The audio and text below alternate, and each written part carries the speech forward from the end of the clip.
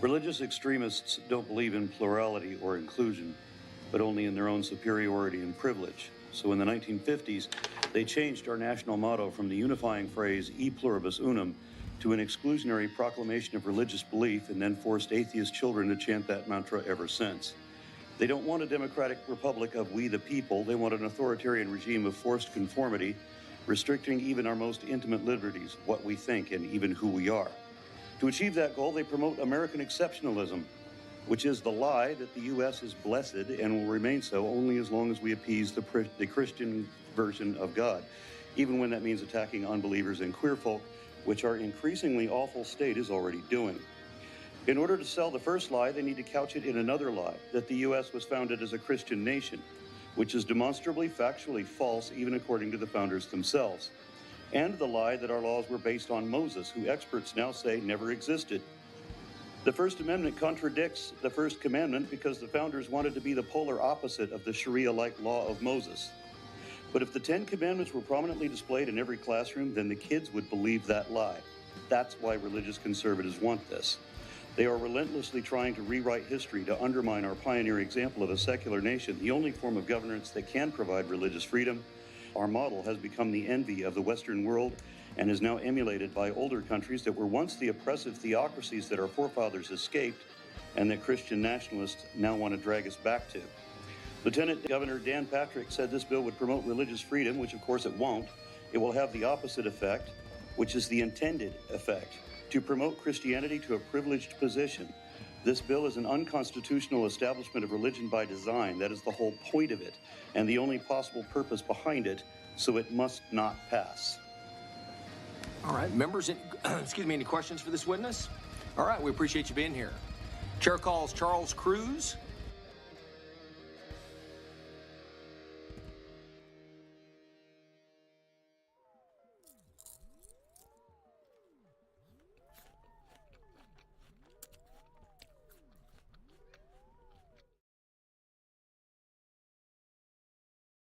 Almost forgot to unmute, but good morning, my beauties and bees. I'm so freaking on fire this morning. My activism is shown. Did you guys know I was an activist? Did you know that? Because I'm an activist. So yeah, I people sometimes people are like surprised, like, oh, like, because I don't know. I'll bring it up in like situations where. Talk about pollution when we're at like a river party or something. People are throwing their trash all over the place, things like that. And people call me a buzzkill, but fuck you. I'm an activist. I care about this planet. I care about the creatures that live on this planet.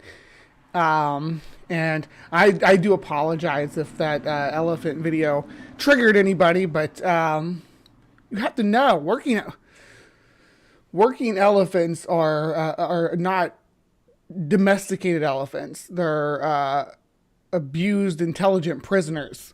They're not like dogs. They don't belong with us. They haven't been evolved to be part of our family. Elephants, working elephants specifically, are just like intelligent prisoners. They're slave. It's slave labor, is what it is. Because I think, and again, this is one of my controversial takes, I guess, but I think that that animals are, at least some animals are, need personhood. Excuse me, I don't mean to clear my throat in your all's ear. Yeah, and yeah, there was a meme that actually inspired me to make that video about Pom Pam, the elephant that killed its owner for making it work, and it was not this summer, but the summer before in the extreme heat, and on a rubber plantation, and yeah, the elephant said, "I've had enough," and kicked his butt. You see how they start off with they're very young with the pokey sticks. That's how they do it. They use the pokey sticks, and then they teach the elephant to be afraid of the pokey stick from the time it's like a baby. Well, it doesn't have to be a spear or anything. It's just a sharpened piece of like a basswood.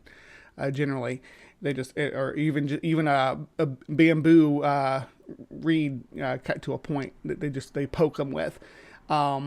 and as they deal with bigger and bigger elephants, obviously they get bigger and bigger pokey sticks. But the concept's still the same. It's ingrained in the poor animal's mind. I got vilified one year for not letting a friend's niece ride an elephant at the Renfest. Also, for being like, listen, Monica, the elephant is abused. No, you cannot ride it. Yeah, that's just facts. And it's weird to have an elephant at a Ren fair. I guess it's not. They would have had menageries in the Middle Ages. Actually, it's pretty typical. It sounds like it'd be pretty typical to have camel rides and elephant rides at a Ren fair. I wouldn't be opposed to a camel ride, though. I've never ridden a camel. I did ride an elephant when I was a kid, though, at a circus with chains on its ankles. I didn't. What's a Renaissance Fest, Native Atheist? That's what that is, a Renfest. It's basically like a medieval festival. Yeah, it's sad, but I want to bring it to people's to light. You know, that like when you see elephants working, look at how well these elephants work with these people. It's like seeing the field workers in Bellum South. What we have, I'm rambling now. My coffee got here. I've been lazy and not making my own coffee, so I've been ordering from this local place. Support local businesses. That's another point of my activism. Support local businesses. Yeah, like the R and Raw video about the First Amendment and all that good stuff. Yeah. And I'm just on fire today with the activist stuff. Now, it's on the topic of sentient animals and stuff, though. I do want to go ahead and pop over to CryptoCorner because I got some woo for you, so stick around. I will see you over there.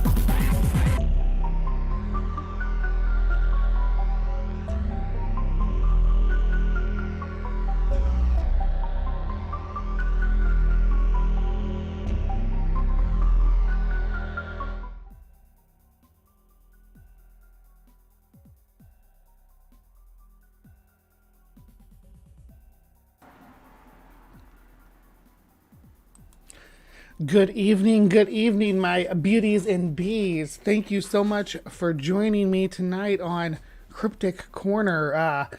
We are going to go down a different path tonight.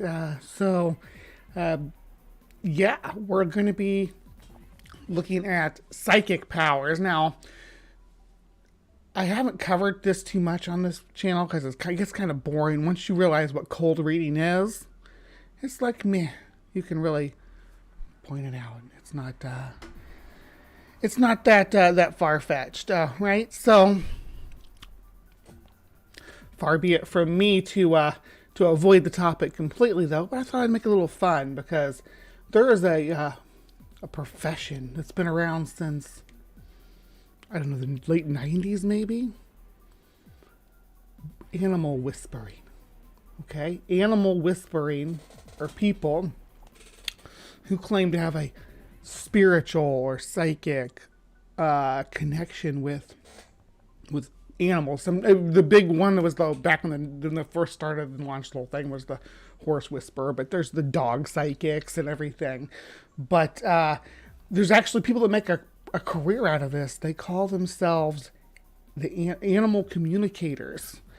And we're going to look at a couple of couple of videos about animal communicators and see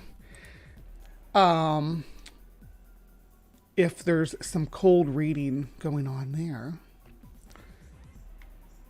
So, yeah, this will be a new venture for us here in good old Cryptic Corner.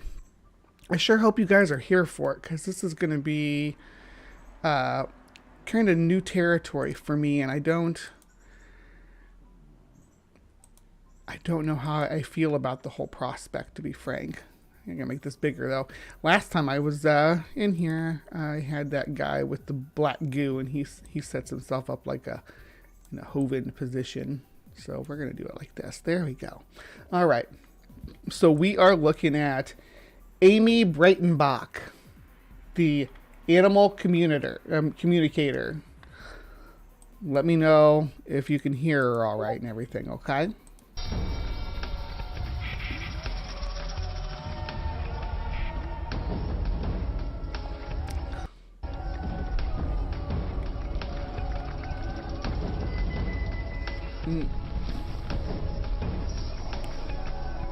This is sideways. Aww.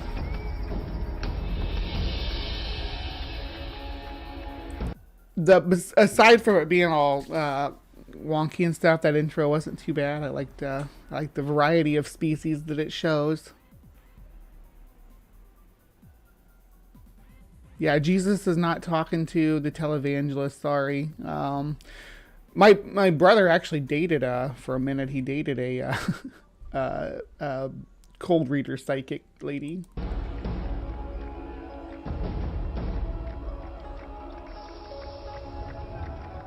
All right, come on, enough intro. says the girl with like 10-minute intro before my show starts. Just getting everybody comfy in their seat. This is my home at the southern tip of Africa. This place is special to me because it's the origin of our species, where we first lived in harmony with animals. Well, close, yeah. It wasn't the southern tip of Africa, but yeah, the southern portion of Africa, sub-Sahara Africa, if you will. Actually, I believe eastern sub-Sahara Africa it would be more than in the tip, closer than the tip, accurate, but.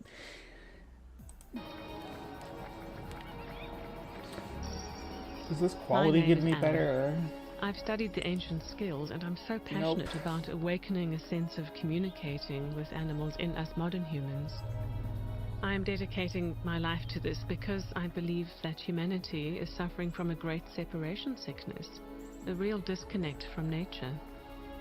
My sense is that by understanding animals more deeply, we can begin to heal ourselves. This is now my life. I talk with animals, and they talk back to me. Press X to doubt, right? X to doubt. That's how I'm feeling. I don't think you actually talk to animals. I mean, if you're being fast and loose with the term talk, I think that maybe you've learned to pick up on body language, things like that. Maybe.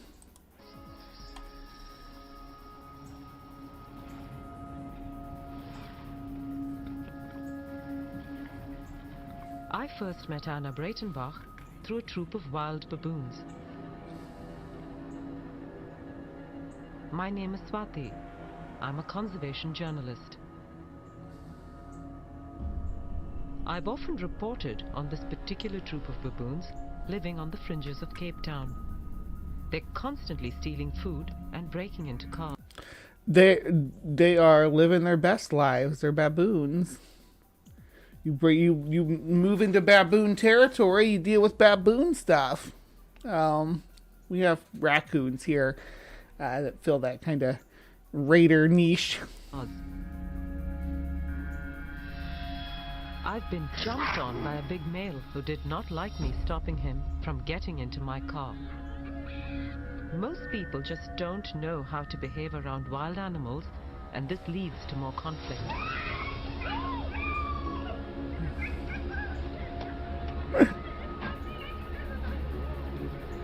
What do you steal? A juice pouch? What was that? I'm gonna watch that again. What do you steal? Wild animals, and this leads to more conflict. What do you get? What do you get?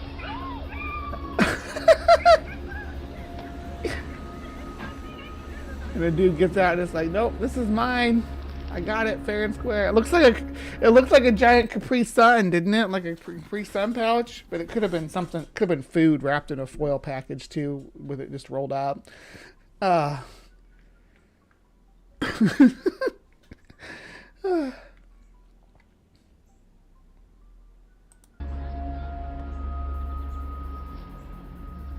Yet, on that first day I met Anna, she walked easily amongst them, although she had never been around this troop before. This particular group of baboons is quite aggressive because of all the human interference in their lives.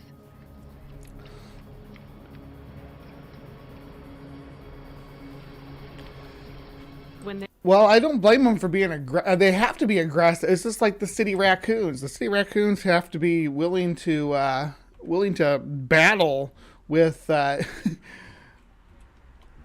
with the other creatures living that come along with that. Dogs, cats,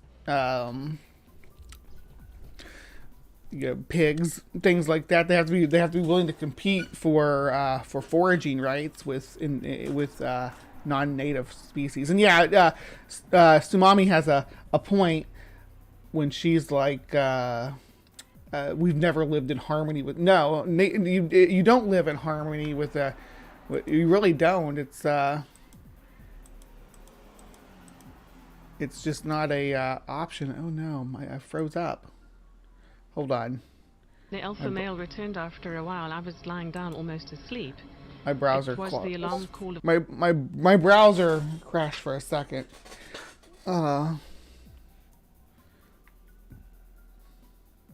one of the females next to me that alerted me to his presence.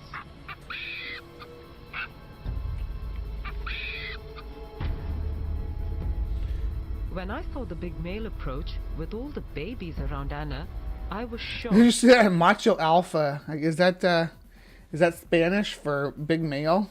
Macho alpha? Is it? She was going to be attacked.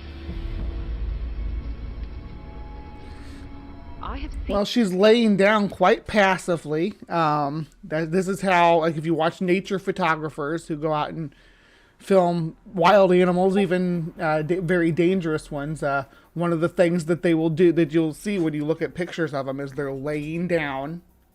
You know, they have to generally have their camera out in front of them, being very passive, not moving a lot, just sitting very still.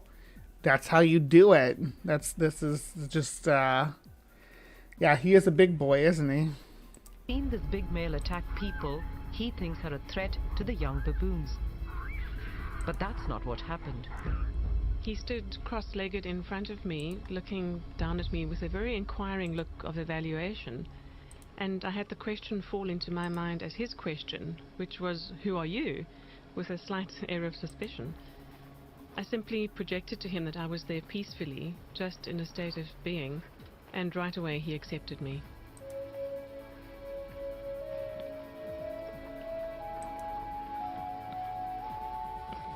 And the alpha male kept on looking at me, and I got the distinct silent impression in my head from him, saying, "Seeing as you wanted to be with us, then do as we're doing and dig with me." And so I did.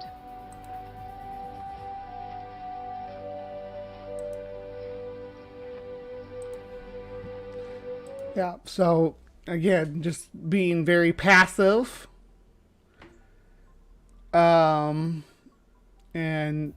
in engaging only in as they come to you. It's also, which is this is very important when dealing with primates, at least as far as I've seen in and I grew up on nature documentaries. I have friends who go out and actually I have friends who go out and actually interact with wild primates. So I've explored the topic a bit, and I get how you need to behave, or the expectations of behavior, right? Yeah, but the Timothy Treadwell treatment would be rough. Why is my browser acting like this? I'm having browser trouble too while I'm dealing with this, so.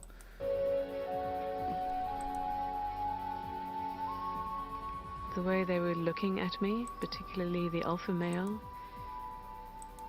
was with almost an appealing sense that I help humans understand who they really are. And there's a sense of you're personifying them. I think when you do that, you're just you're personifying the organisms by saying, oh, they're asking me this or that. Ape facial expressions. I say ape. This is not an ape. This is a monkey. But the facial expressions among primates can be unique to the species, especially species that coexist with other organisms. So the way it's looking at you.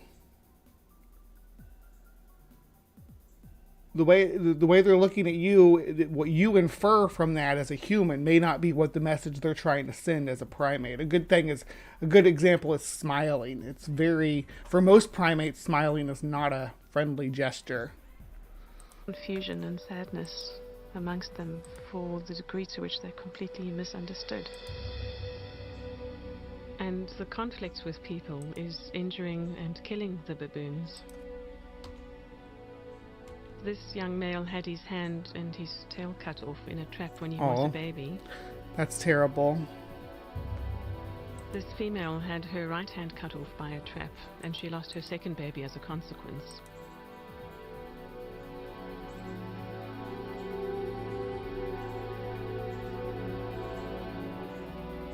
This female was shot on a ledge and she fell, losing her left hind leg.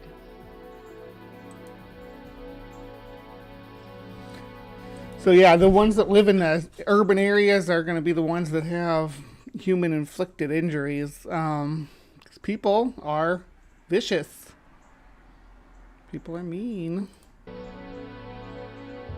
And this female had her right hand crushed by a gin trap.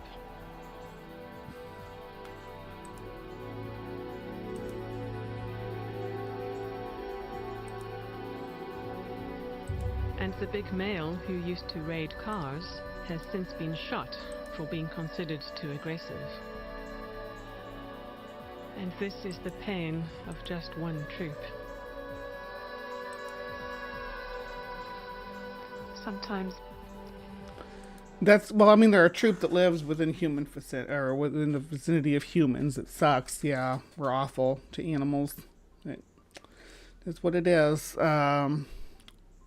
I appreciate your activism, but I still don't think you have psychic connections with these animals. I'm sorry. being a human bridge between non-human animals and my kind is difficult. I see both sides of that bridge. And the two pictures don't match up with each other. Many of the trapped and injured baboons are taken to this rehabilitation center where they get lifetime care and sometimes even regrouped into new family troops. Anna's work has been critical to this process of regrouping. When baboons are brought here, they are often housed in small groups at the main enclosures. Paul was one of these baboons. He'd been with two females for a few years. All right, I think I fixed it. I think I fixed my browser issue. I'm gonna have to tap my porpoise friend out here in the side chat to help me out for a second there. I was like, did I screw up the coding or something? But I just had to reboot it. Yeah.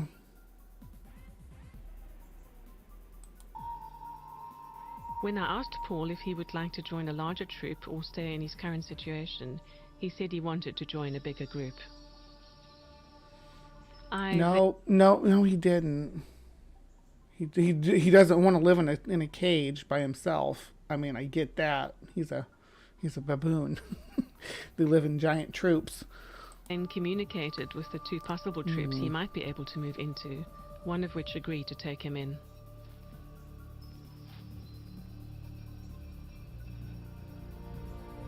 I love their little hands, though. Look at his little hand. Ah! Can't stand it. Ah! I want to hold his hand. Adult male baboons never enter a new troop unless they're trying to challenge the existing alpha or steal the females. And so it was surprising to see... That is, you're being hopefully hyperbolic with that never comment, because when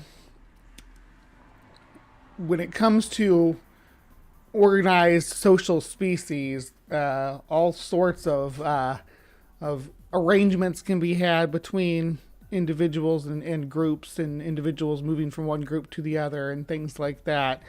Yeah, there's generally a idea that there's one, and it's the same with lions, that there's one alpha for every troop, but really there can be a lot of overlap between those dynamics, especially between like brothers and things like that grew up together, and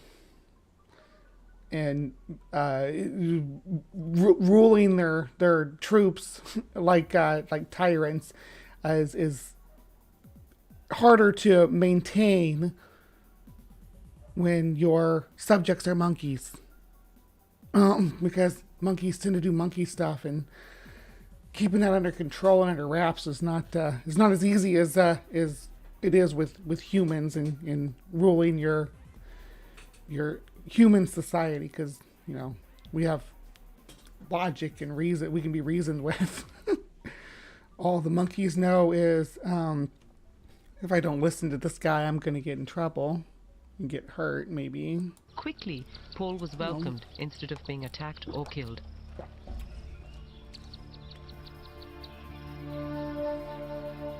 One of my favorite animals at the sanctuary is this wise old baboon who has lost much of his sight after having one eye knocked out by a brick thrown at him and damaging the other in a fight. He can never be set free. I always bring him some cuttlefish from the sea, as he seems to savor the memories it brings him of his past life as a wild baboon on the coast. I bet he would. Has inspired me to help. I bet he'd appreciate a snack better. Maybe like bring him some fish or something from the seashore. Or even a piece of fruit or something like that. Yeah, let them smell the cuttlefish bones. Yeah, sure. Captive and wild baboon populations be better understood by humans.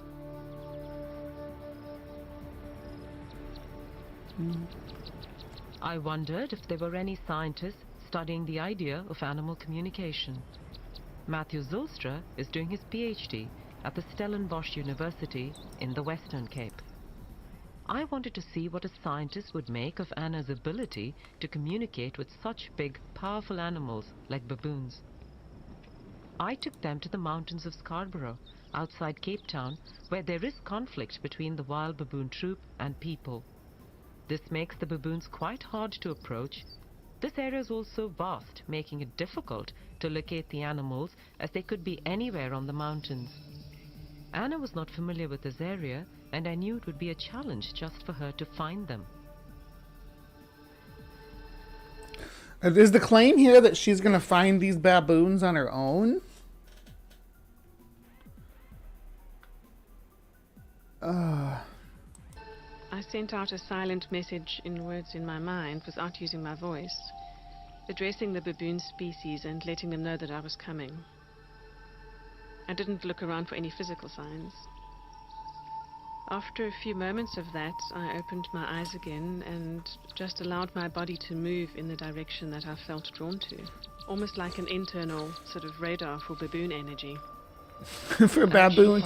Wonder what baboon energy feels like, you guys. Does it tremble through your body? Is it a pulse? Is it a steady stream? Is it crackling? Is it tingling your spidey sense? Baboon energy. We'll go out and wander around Africa looking for some baboon energy.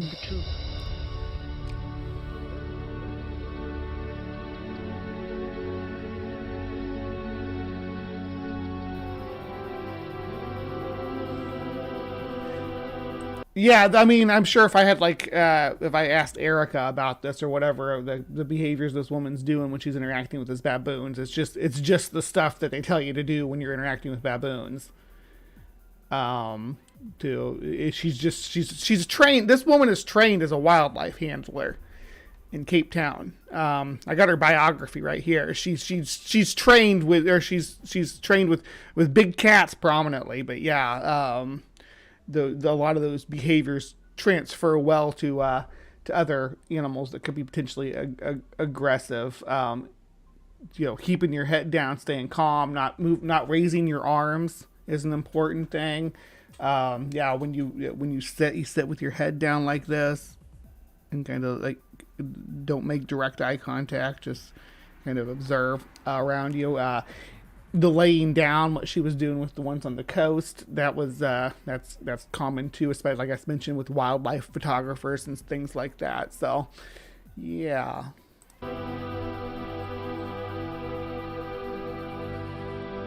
She's being very calm. What laying happened down. was really remarkable. She seemed to be communicating with the baboons as they walked right up to her, ignoring Matt and me. I bet you and Matt were standing somewhere, maybe with some equipment, while she's laying on the rocks by herself away from you guys.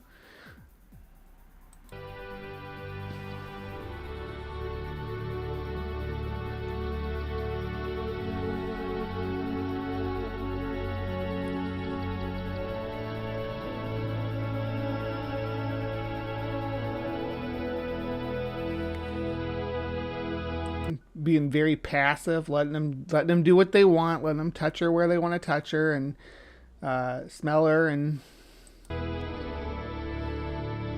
they're even grooming her. Look at that. See? All it takes.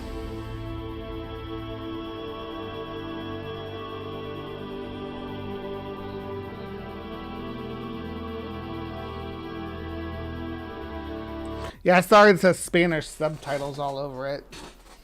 Yeah, like Steve, this is like saying Steve Irwin could have grifted like this too. He could have done that. He could have been like, I'm going to be a grifter and tell people I'm psychic and just communicate with these animals. He could have done that. He was good enough at handling these organisms that or the organisms that he handled, that he definitely would have been able to grift off people and say, I'm the croc whisperer or the snake whisperer or something like that. He could have done that and made his career doing that, but he wanted to be honest and use his wildlife training to teach people and educate people on how everybody can interact with these organisms, as opposed to this woman who is grifting, saying, only I can do this. I have special powers.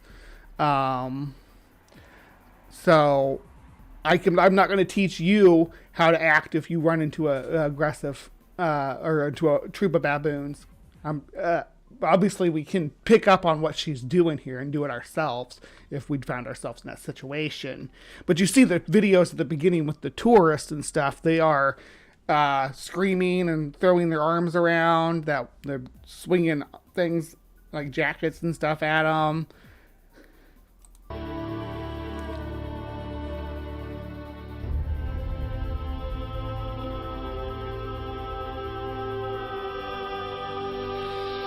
And that's how you get hepatitis, though. Don't let wild animals stick their hands in your mouth. Probably not a good idea, because we have a lot of communal diseases that we share with other primates. I wonder if she has hepatitis. I would not be surprised if she didn't get hepatitis from these baboons. Can baboons carry hepatitis? Let's find out.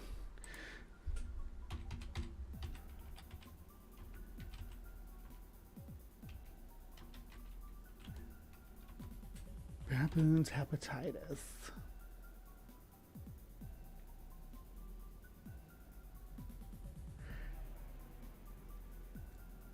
The presence of HBV DNA is relatively low levels in the absence of serologic markers in baboons.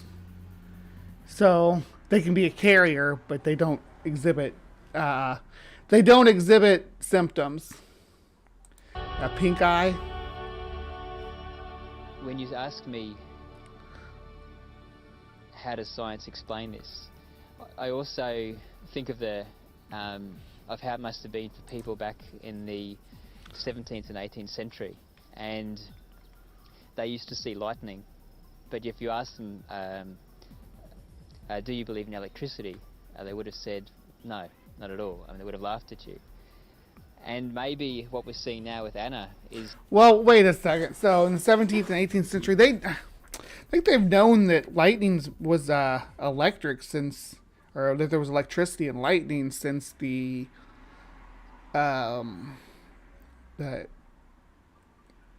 Greek period, right? I mean, since at least the Bronze Age, I would say. They would have called it lightning. They wouldn't have called it electricity, but they were aware of its properties and stuff. We didn't know how to harness it. It took us forever to figure out how to harvest that force. But I wouldn't say that they thought it was magic up until the 17th and 18th century. That's ridiculous. I don't think anybody was making that claim. We knew it was a natural force by that point. Is being back in the 17th century and seeing lightning. What I know is that my belief systems and everyone's belief systems are formed over the course of their life, and these belief systems filter how we see reality, and we use these belief systems and our perceptions to edit out the stuff that we're not comfortable with. And I think that's what happens in situations like this. We almost cannot help but letting our belief systems sort of edit out the things which we don't feel comfortable with. But on a personal level, I feel profoundly touched, and my scientific curiosity is awakened to really want to understand this phenomenon much better. Because I don't feel this is just about communicating with animals, as amazing as that might be. But the essence here is about sustainability, and about how we as humans can... Tsunami says she probably has immunity to Ebola now. You kissed your kitty's toes. Yeah, they little beans. It's hard, I get it. Can find a way to meaningfully reconnect ourselves with the rest of the living planet.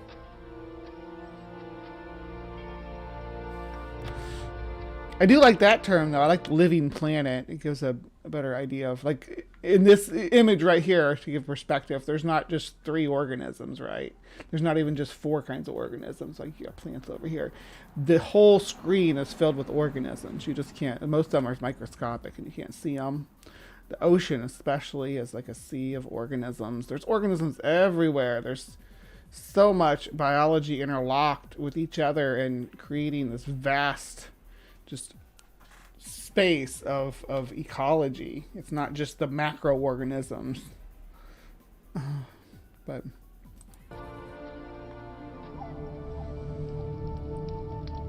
the extreme disconnection of humans is something that we see in the destruction of nature at the hands of mankind. We see devastating fires. Oh, she talks to plants and stuff too, I guess. She talks to, like, trees. Because of course she does.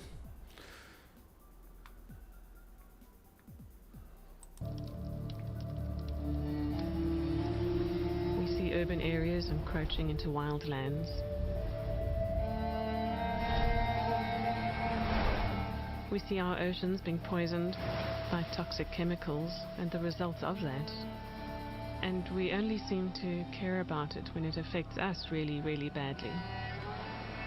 Perhaps that is too late.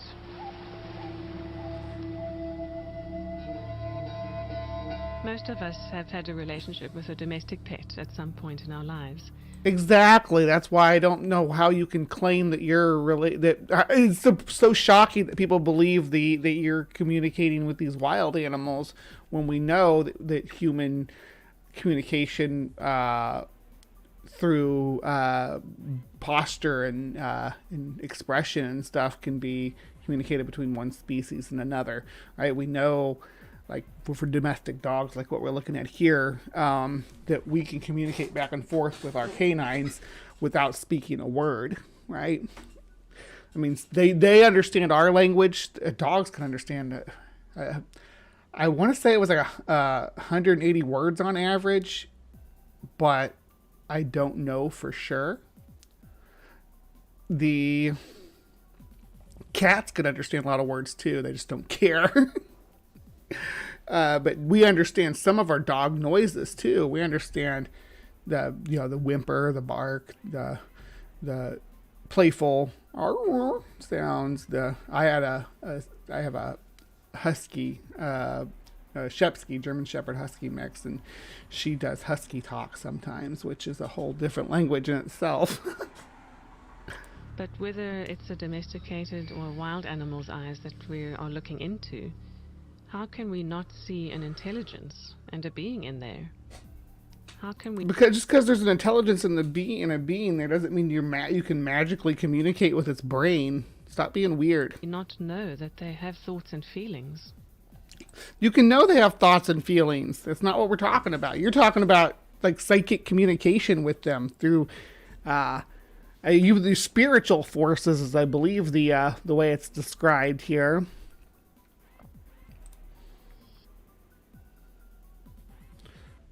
Well, we're not done with this lady though, because she's going to tell us about communicating with great white sharks. Do you think she's going to go out and lay in the water with the great white sharks?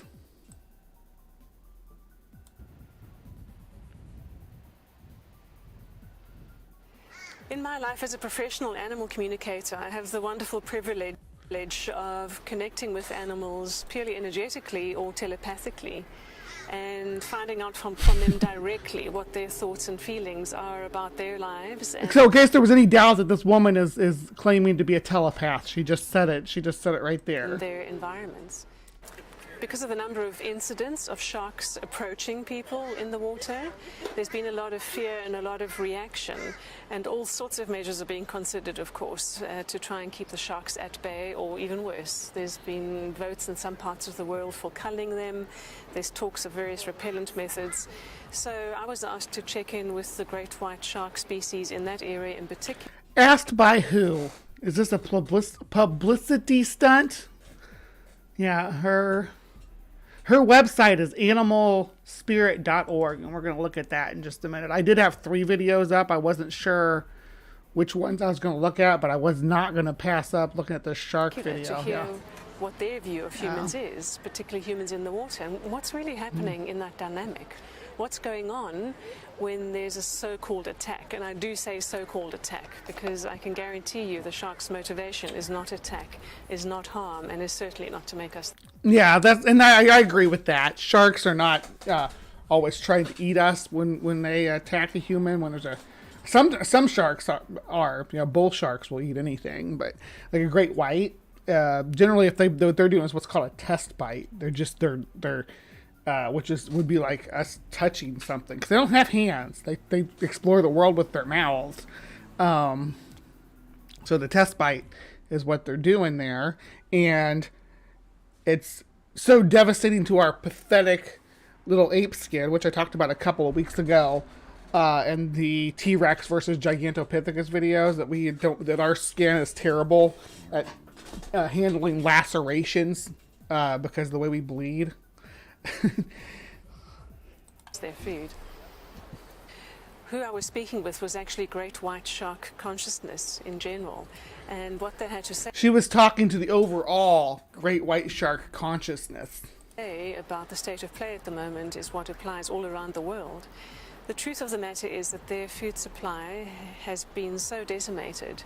In particular, they... That is not a great white shark. That's a lemon shark. Stop it.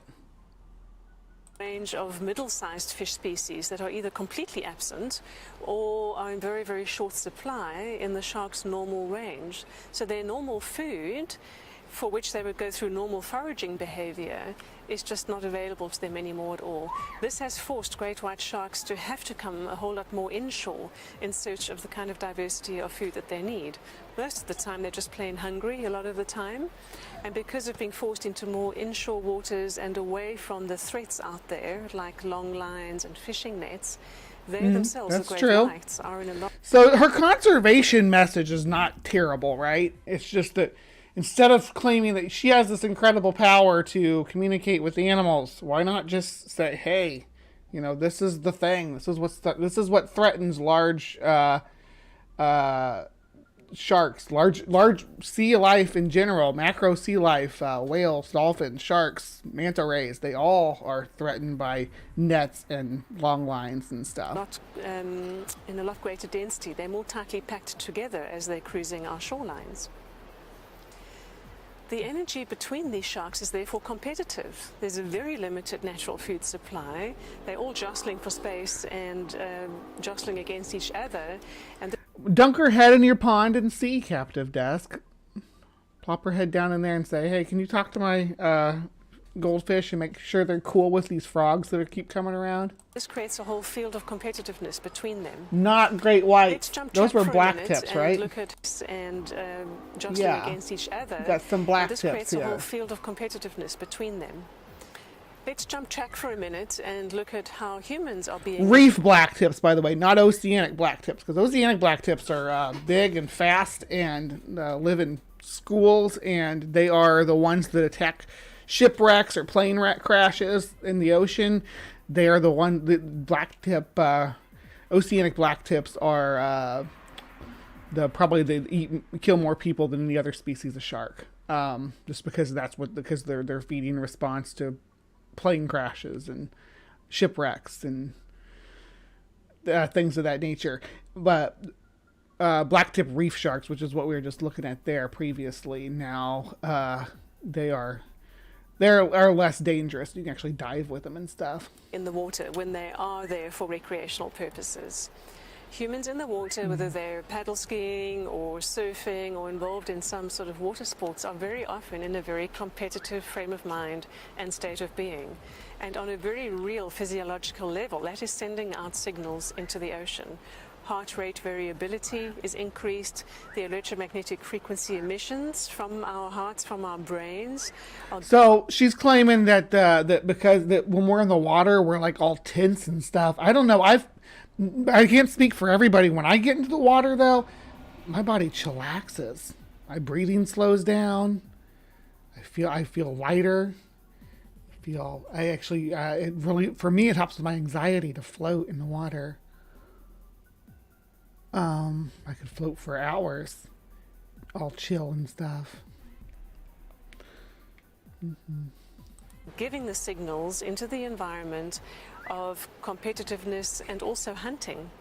For the surfers trying to catch the perfect wave, even in the language of it, there's a clue. Catching a wave has got a feeling of a hunter and a predator. So enter from stage left the other predators, the beautiful apex predators in the ocean, who are themselves feeling competitive between each other. So she's claiming that great white sharks sense that surfers are being competitive. Oh my goodness. They have a high sensitivity for and a radar that's almost always on for sensing any other competitive or predatory signals in an environment. And when they sense that, they will go and check it out because it might be competition for their own hunting when they are hunting for their real food. When a shark gets closer to a human to come and suss out what is this energy ball that I'm sensing, this feeling of contracted energy. Well, I mean, with fast heart rates and stuff, sure, I guess. Sharks probably pick up on that when someone's getting energized to catch a wave. I don't say that that's necessarily wrong, but they also pick up on it's because sharks are very sensitive to it's not psychic powers that shark has. It's sensory perception that it's picking up in the water. And they're hunting something. When they come closer, most of the time they just turn away, realizing that we're not real competition for them at all. They turn away, and the surfer or the paddle skier never knows anything about the shark having been there. However, if the shark decides to take a closer kind of inspection, the way that sharks test things is using their mouths. They mouth things to test us out. That's true. Mm-hmm. Of course, if that happens, the poor surfer in the water immediately knows the shark is there, and what usually follows is absolute panic. Understandable fear, understandable survival instinct kicks in, which unfortunately amplifies the hectic electromagnetic output and brainwave output from the human in the water. Essentially, what the human is doing in that moment is behaving very much like prey. Splashing around, being panicked, that's very much... They are prey at that point. Even though the shark's not behaving in a predatory manner, maybe it's just an exploratory manner, the humans still prey. They're still getting... I mean, unless you're saying that the only way you can prey on someone is if they intend to eat them, which I don't know if I agree with that. You prey on someone, you kill them. But regardless, yeah, they are acting very much like you would when you get bit by a shark. So, prey response. No. So at worst, a shark may actually take a test bite. The moment they do, they realize we're not their natural food. We just taste really, really bad to them. It was interesting experiencing from the shark's perspective the taste of human flesh and their distaste. So she's tasted human flesh from the shark's experience, apparently. This woman has she tasted human flesh from any other animal's experience? Good grief. What are we walking into here? For it. So this I actually tasted that. Quite frankly, sharks view us as a bit too salty and just want to spit us out. And they have no reason to know that a little nibble on a human is going to end up potentially being fatal for us because we're likely to bleed out from some artery that they've severed. That's really not their problem and not their intention. If they want to attack it may not be their intention. It really is their problem, though, because it causes people to panic. And once you kill a human... We're social species, so we're coming after you. You know, like they did in Jaws with all the people in the boats going out hunting the shark.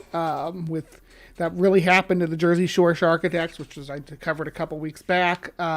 So, yeah, people do react that way. So it's in the shark's best interest to not do a test bite on a human, but because we're not actually psychically connected, they have no way of knowing that and just do it anyway. And finish us off. They would do that. They would come back again and again, and they would actually eat or ingest us.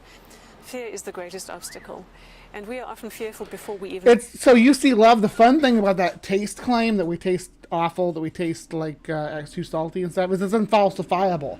How are you going to falsify what a human tastes like to a shark as explained by a shark to a human? You just couldn't. Step into the water. And the very thing we fear is what we're going to be putting energy into and inviting in. We literally are having the mental images or the quantum holographs of what it is. Well, so let me clarify. With great white sharks, their tactic when they attack a prey item in the ocean is to hit it and then let it bleed out. They don't hit it again generally. They can, but they generally they hit it, let it bleed out, and then come eat it once it stopped thrashing. Yeah. Is we want to avoid, and that is sending those holographs out into the surroundings as suggestions, as energetic suggestions. So whether or not we are actually in the presence of a shark, fear is a very, very bad idea. And fear is not something that we can try to suppress with force. Far better when we're entering the water would be to adjust our mental state and our state of being and our state of calmness, and to actually come up with some silent messages we'd like to send to the unseen sharks out there or any other species out there that we don't wish to see. We are all capable of telepathy. Intuition happens in everyday life as a matter. So she's not claiming that she has exclusive claim on this psychic ability. We can all do it, apparently. So I think it's just she's just adding a layer of woo onto normal interspecies interactions. Matter, of course. Usually only when it really matters, or is urgent, or when we have a vague gut feeling or a hunch that proves to be true. But we can all choose to have a telepathic thought and just send it out by simply intending to send it out to our target audience, in this case sharks. We know that it lands there because it is being broadcast from our being, whether we like it or not. Everything that we are thinking and feeling is being broadcast. Therefore, we may as well broadcast the good stuff or the helpful stuff. And so my advice for people who are going to be getting into the water, that is sharks' home and their rightful place to be, when we want to go and have some fun there for recreation purposes, I suggest we start from onshore, standing there on the beach with our kayak or with our surfboard in hand, or just sitting quietly and taking no more than a few minutes to simply address the sharks. You send out your psychic message to the sharks before you get into the water. Address them silently. Even better to send a nice greeting, to send a greeting. Doesn't matter what language you're thinking in, they will get it on the quantum level. This is how telepathy works. Send a greeting, and you have to be genuinely, of course, honoring and respecting their right to be there. I never did pick my psychic pose when I was doing the telekinesis guru. What do you guys think? I'm thinking maybe this. I look intense, right? Palm out. Other hand on the temples. Shark!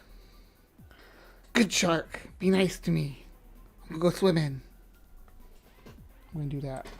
When you're in the water, it's a very good idea to briefly and frequently keep on updating your communication and topping up with the good and helpful thoughts. A very good visualization to hold is that you have a bubble around you, not from a defensive and protected place where you're feeling very vulnerable and weak and just trying to be all fierce as a response, because that wouldn't work at all. That would just attract. So if organisms had the ability to send out psychic messages to say "Don't attack me" to their predators, how would predators even survive such an ability? I'm not a yacht, so the orcas don't come get you. Attention. I'm talking about putting a bubble around yourself as an imagined thing. You imagine this to be a radius around your whole body and below, and even above for that matter, of just peaceful energy and an absence of anything that could harm you. Imagining this constant buffer between yourself and any sharks in the area, so that even if one does see you, and even if the small percentage of the time that happens you see the shark in turn as well, you just keep this visual barrier. You imagine a few meters out from your body and you know they will not come closer than that barrier. That works much. Can mailmen do this to dogs, like or the meter maids or whatever come to check the gauge? Can they do that to people's dogs? Put a barrier around themselves, say nope, you can't come get me. Because if they can, there'd be a lot less dog attacks. Because there's a lot of dog attacks. Much more effectively than other technology-based so-called shark repellents that emit frequency or electricity, because that in itself, unfortunately, really attracts and draws in the sharks to come and see what that's about. Much better to make it your own energy that you are adjusting. And when you are in a resonant state, with presumably the whole point of being in the ocean in the first place is to be enjoying nature, to be, without sounding weird or hippie about it, to be in the flow of the moment. In the flow. It's important to be in a resonant state, because then you, the human, are not going to stand out as this big discordant or weird thing worthy of further investigation. I've been fortunate. Humans are always going to be seen as weird things when animals find us in the ocean, because we're not sea creatures. So, yeah, when a dolphin finds a human, they're like, oh, weird, a human. Enough to be swimming in the when a shark finds a human, like, wow, a human. Wild Indian Ocean with completely wild bottlenose dolphins, and in a few different of those occasions I've had sharks approach, tiger sharks, black-tip sharks, and by simply maintaining my innocence towards them and simple appreciation of them, despite the fact that I personally really don't want to be up close to a shark underwater, that extending my appreciation, my greeting, and holding an idea of that buffer has made them swim around me without coming within that radius that I have selected and I have chosen. It's really about who we're being, and we need to stop being competitive or even fearful in the water. That's just like a thresher shark. It's not going to hurt you. Thresher sharks eat little bitty fish. That's why they have that big tail. They scoop them together like the big schools of fish. You're not in any danger with that thresher shark. Don't be silly. Sharks do not attack humans. If anything, if they're interested enough, they might come closer Those to are lemon investigate sharks. when they're picking up on certain kinds of energy, particularly the competitive kind. And the classic case was in the final heat of the surfing competition. You see, if sharks attack, they do what's called pulling a vertical from underneath. They start out from underneath you and very quickly zoom up and will just grab you from underneath. Depends on the species. That's not always true. A bull shark will come get you in ankle-deep water and drag you out like a crocodile. Hammerheads don't generally feed upwards. They feed downward. So if the only people who've been attacked by hammerheads are divers that were beneath the hammerhead. With tiger sharks, they may not always be ambushing. Depending on the prey, they go after like a sea turtle or something. It's more of a battle where they circle them, and the turtle's very aware of their presence. When they're moving along, minding their own business, or coming to investigate, they come in clear view. Usually you can see their dorsal fin above the surface. And the dorsal fin of that shark that was approaching McFanning long before he saw it was very clear above the surface. The shark came close to do a bit of a swim by, and in so doing got caught in his leash. And in the panic that ensued, both the shark and human were obviously very anxious and in this kind of tumble to try to free themselves of each other. And even in that fright, the shark could so easily have done something to harm Mick, but he didn't. He just wanted to get away. He was tangled in the line and scared. The shark was probably scared it was going to die. Getting tangled in the line for a creature that needs to constantly keep moving is a death sentence. They got to keep moving forward to keep the water going through their gills. So I imagine that eating was the last thing on its mind at that point. It was probably, oh God, I gotta get untangled. Sussed out this human. But what I'm intrigued about is the fact that the shark did come that close at the absolute peak of a surfing competition in terms of this state of mind that I'm speaking about. When humans are in a competitive state of mind, that certainly attracts the attention of other predators who, for various reasons of short supply of food and those things I've mentioned already, are by nature having to be competitive with each other. There are over 20 species of sharks in the world, and they're all at the point of near collapse, near extinction. That's true too. Sharks and most species of fish are in a massive decline. The oceans are not in good shape. They're acidifying. They're warming up. There's algae blooms. It's not good. They deserve to have what's left of their home be left alone and to be allowed to mind their own business. It's weird that she hasn't shown a single great white shark through this whole video with great white shark in the title. Communicates with great white shark. There's not a single. There's not been a single great white shark, lady. Who are considering shark deterrent or shark management techniques is to please consider the shark's right to be there. Many of the proposed solutions to keep humans safe from sharks actually involve huge damage to the sharks. There's all sorts of netting and culling and baiting being proposed. Even things that might seem more benign, like putting up various kinds of shark nets to cordon off certain areas, is fundamentally altering their behavior and not only their access to the inshore areas, but also other marine life as well. I'm not hydrating yet. I'm still drinking my coffee. I mean, my caffeine. I'll hydrate in a little bit, though. Closer to noon. There's another consideration too. If a hole is made in the population of any species that we humans have chosen to go and exterminate locally or try to reduce the numbers of, something called the species survival syndrome kicks in. That species knows about the sudden gap and the sudden hole in their population at that place, and the reproduction rate increases hugely for them to fill that gap and to fill that hole. So predator control by lethal means never, ever, ever works. Not on land. Predator control is a complex issue. It's not, it just doesn't work. There's layers to it. It has to be, every aspect of it has to be monitored, engaged, and statistics have to be run to maintain a viable balance. It's not just as complicated or as simple as just doesn't work. That's with any kind of culling system, whether it's predators or prey. And not at sea. In my work as an animal communicator, I'm again and again humbled by the fact that beautiful animals of all kinds who are being destroyed by humans because we don't want them around, or we reckon there's not enough space for those animals anymore.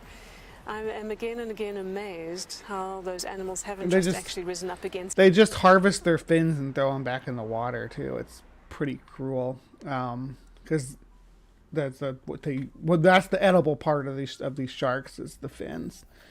It's very cruel. Because guess what? They know very well what humans are doing towards them. They could choose to attack us, choose to maim us, choose to trample us to death with their large elephants.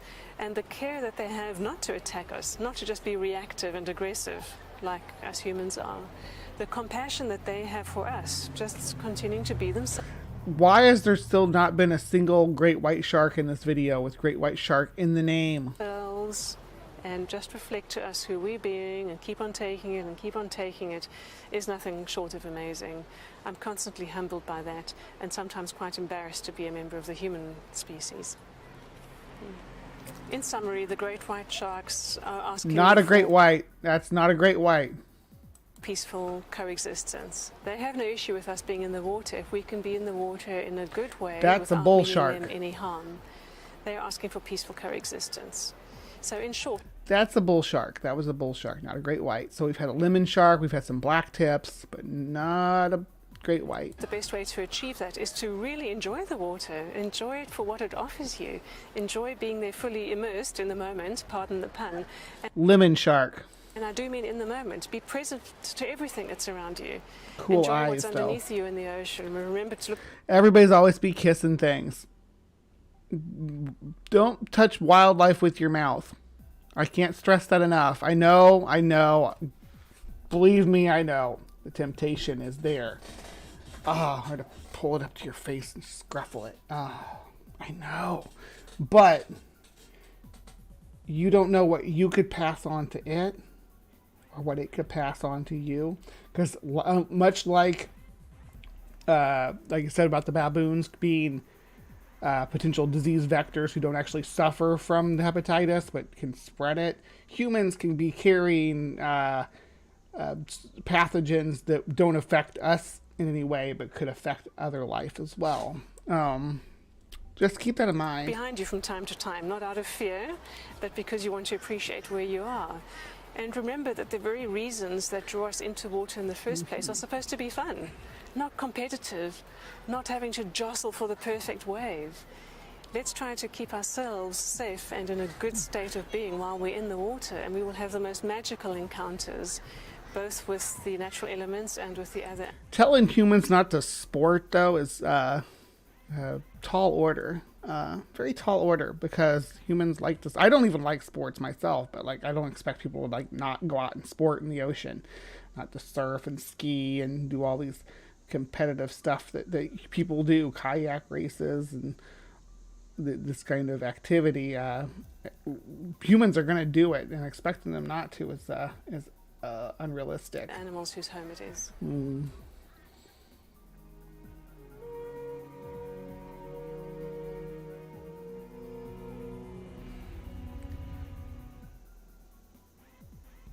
Yeah, animalspirit.org is her website, which we are going to look at here.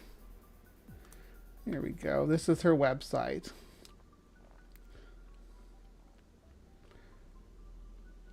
Anna is a professional animal communicator who has received advanced training through the Assisi International Animal Institute in California, USA, and has been practicing for 18 years in South Africa, Europe, the USA, with domestic and wild animals.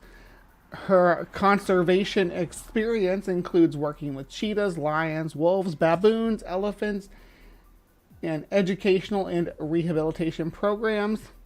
Anna's goal is to raise awareness and advance the relationships among humans and other species, on both the personal and spiritual level. She's also the subject of a documentary, The Animal Communicator, released in 2013. In her communication and conservation work, Anna lives her personal mission of being the voice for animals in the wilderness. All right, and then she has services. What kind of services? Consultations. You can email her for information on having her come talk to your horse. Let's see. Consultations can be either general in nature or address specific topics such as health concerns, behavior issues, lifestyle changes, and emotional trauma, etc.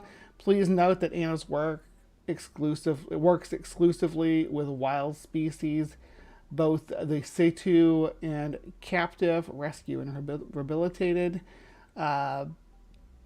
She no longer works with domestic animals instead. Yeah, so she's trying to avoid helping people with their pets, which probably a good idea because people know more about their pet. It's harder to grift about somebody that somebody knows. It's like going to a psychic to find out about what your kids are up to when you're at work, or what your spouse is up to when they go out at night. It'd be just as accurate. So is to tell people what their pets lived experience is like without without having to get busted for bullshit on multiple occasions like a regular cold reader does. Working exclusively with wild animals, she can make up whatever kind of backstory she wants for them and give them sort of a fleshed out character without having to worry about somebody saying, oh, that's not true. We don't, because they're wild animals. They came from the wild. How do you know what they experienced? She can just make it up. Just tell her story.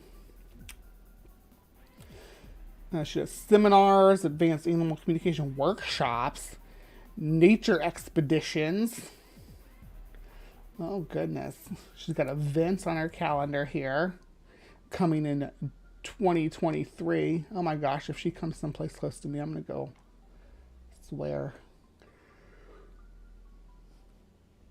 Let's see. There's no dates on the calendar. It doesn't look like. Maybe she locked it down for this new wave of COVID. And FAQ.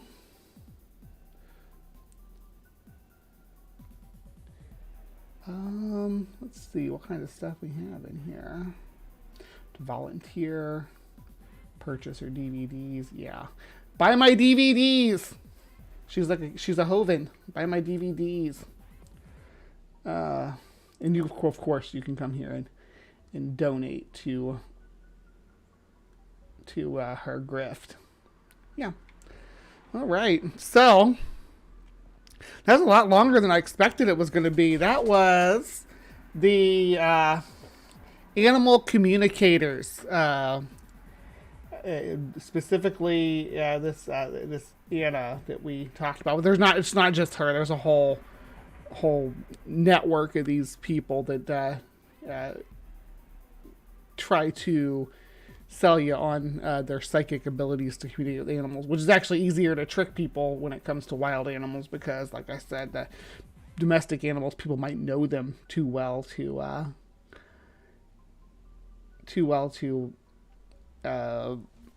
be able to be grifted upon. Again, it's like trying to grift somebody. All right, so thank you so much for joining me tonight in Cryptic Corner. Please remember to be kind, take care, and we will see you next time. All right, live from the Hive people. Don't go anywhere yet because we got some inspiring philosophy coming up in Creation Watch, and I realized that I forgot to say good morning to everybody. So usually I go through my list and say good morning to everybody that's come in, but I did not get that done this morning because I had so much else to say about the elephant thing. So good morning, everybody, and I'm sorry if you all missed out on getting called out by name this morning. I appreciate you sticking with me, though. That ran a lot longer than I expected. That Cryptic Corner was pretty deep. So, yeah, we're covering inspiring philosophy for the first time in Creation Watch. So I will see you guys over there. Okay, stick around. Don't go anywhere.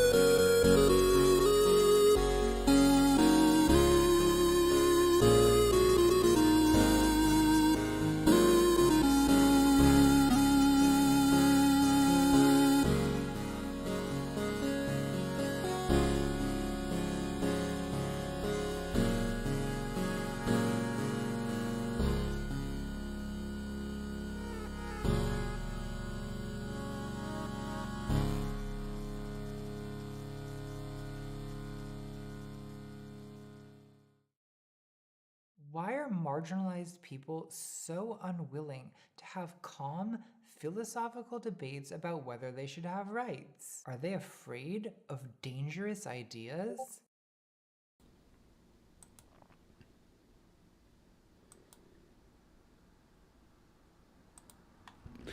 Hello, my beauties and bees, and welcome to Creation Watch. Thank you for joining me tonight. I hope everyone is doing well.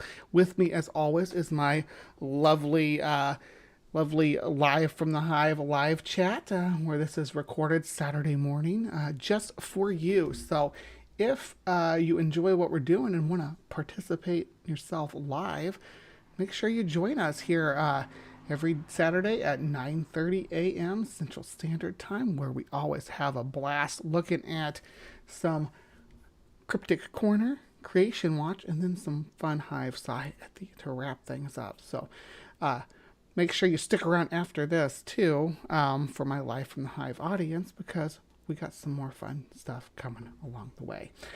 Thank you, everybody. And today we are looking at somebody I've never looked at on this channel before, because, you know, I generally agree with most of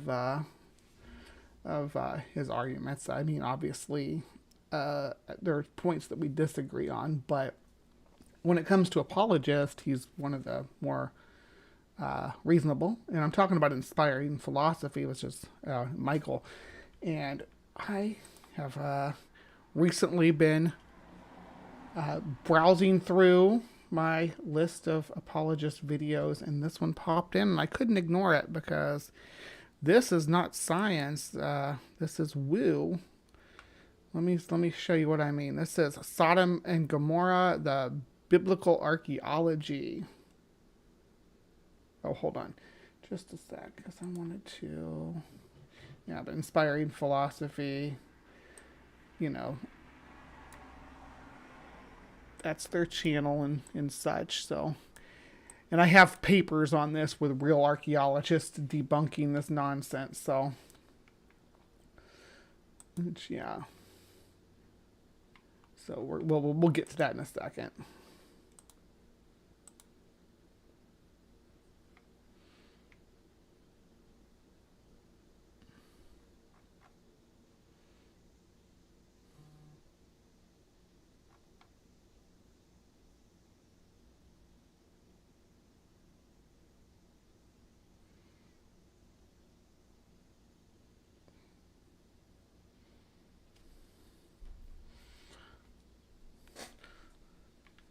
You know, I get the impression that the sinister porpoise is just trying to avoid finding out the truth about Sodom and Gomorrah. Oh, there's Ryan. Hey, Ryan. Good morning.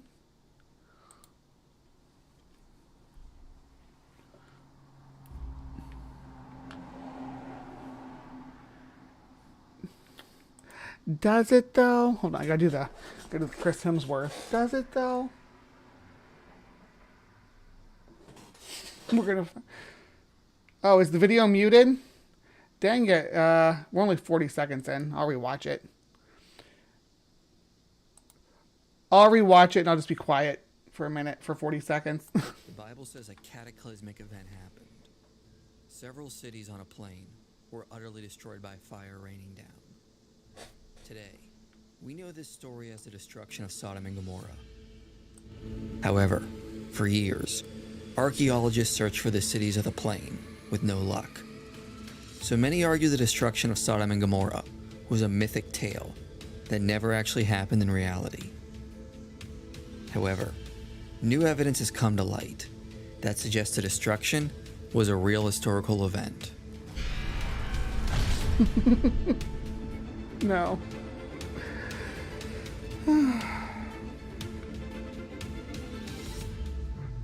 The biblical location of Sodom and Gomorrah was a matter of debate for years, with mostly everyone agreeing that the cities, if real, would have existed around the Dead Sea. Some propose that the cities should be located at the southern end of the Dead Sea. Possible locations were found, and one site in particular showed signs it was abandoned and exposed to fire.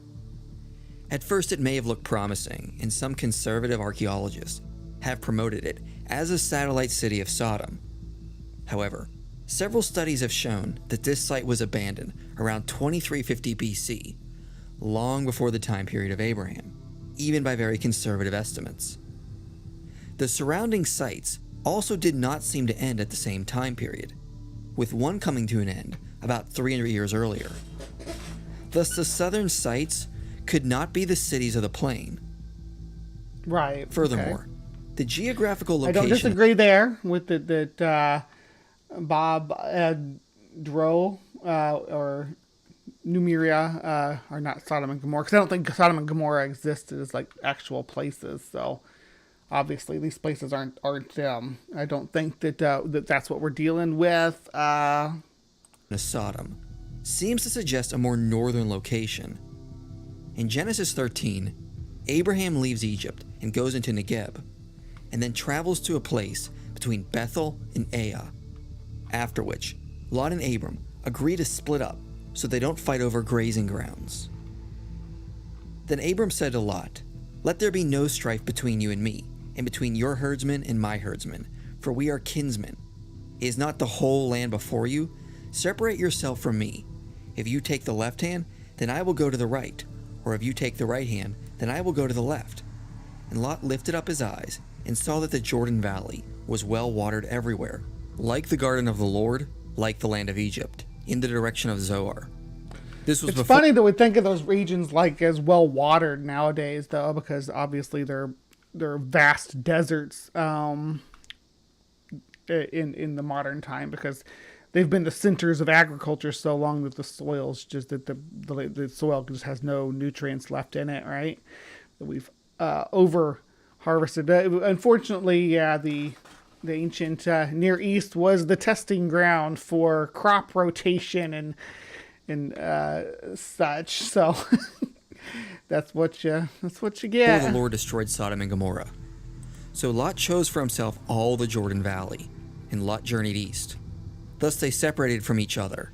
Abram settled in the land of Canaan, while Lot settled among the cities of the valley and moved his tent as far as Sodom.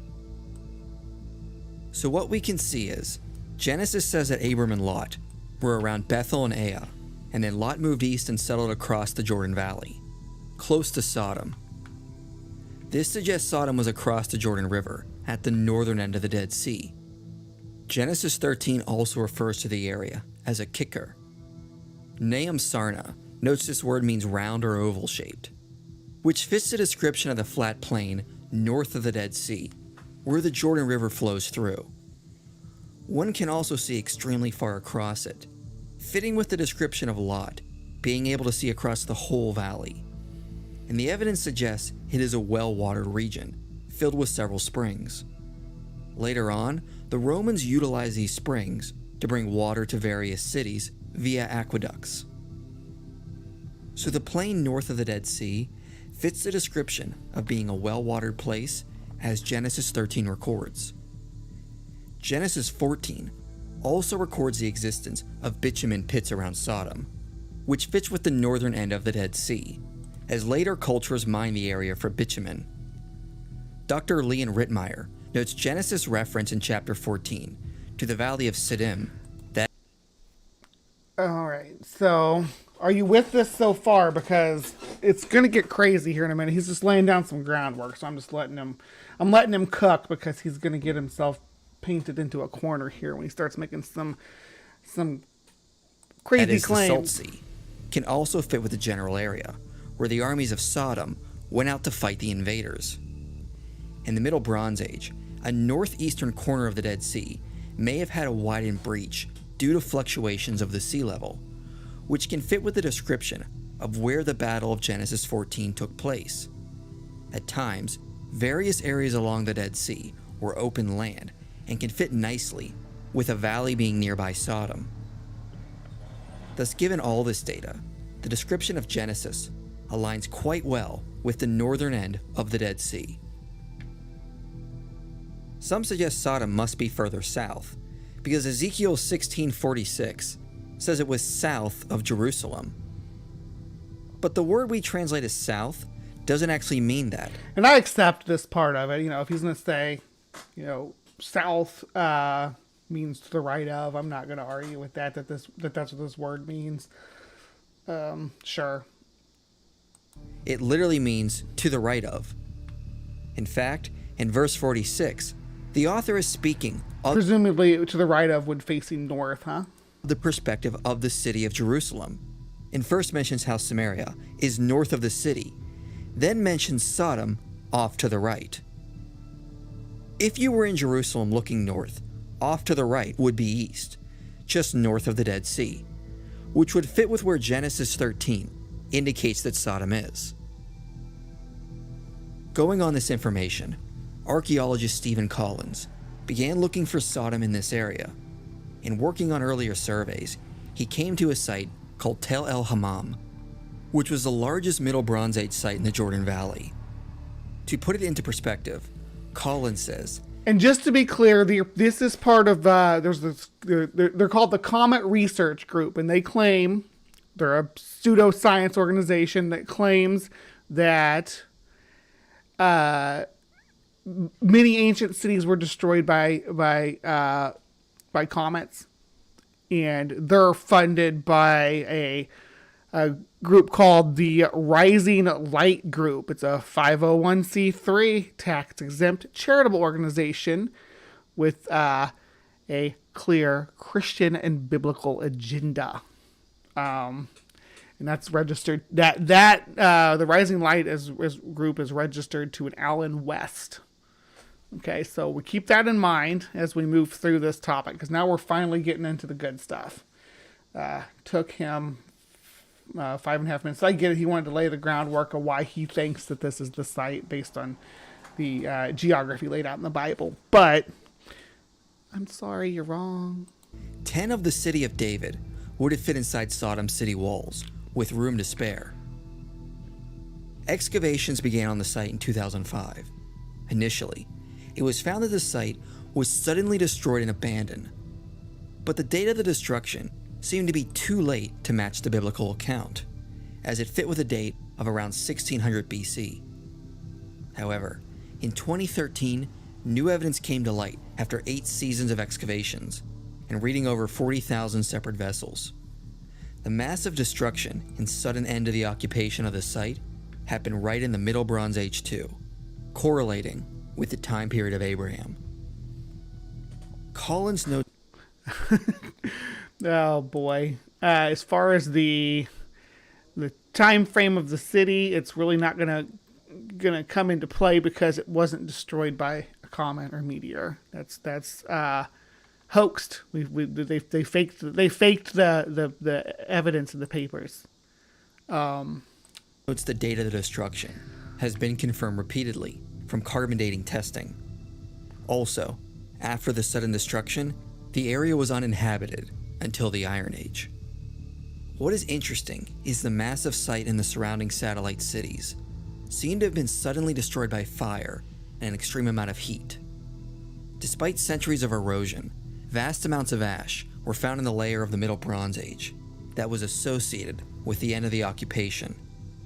Pottery that melted into glass, melted zircon crystals, mud brick structures blown off their foundations, and scorched foundation stones were all found in this layer, showing there was a massive, fiery, catastrophic event that suddenly ended the occupation of the site. Talking about Collins' paper. Collins says, "We have pieces of pottery melted into glass, some bubbled like lava, found across the site.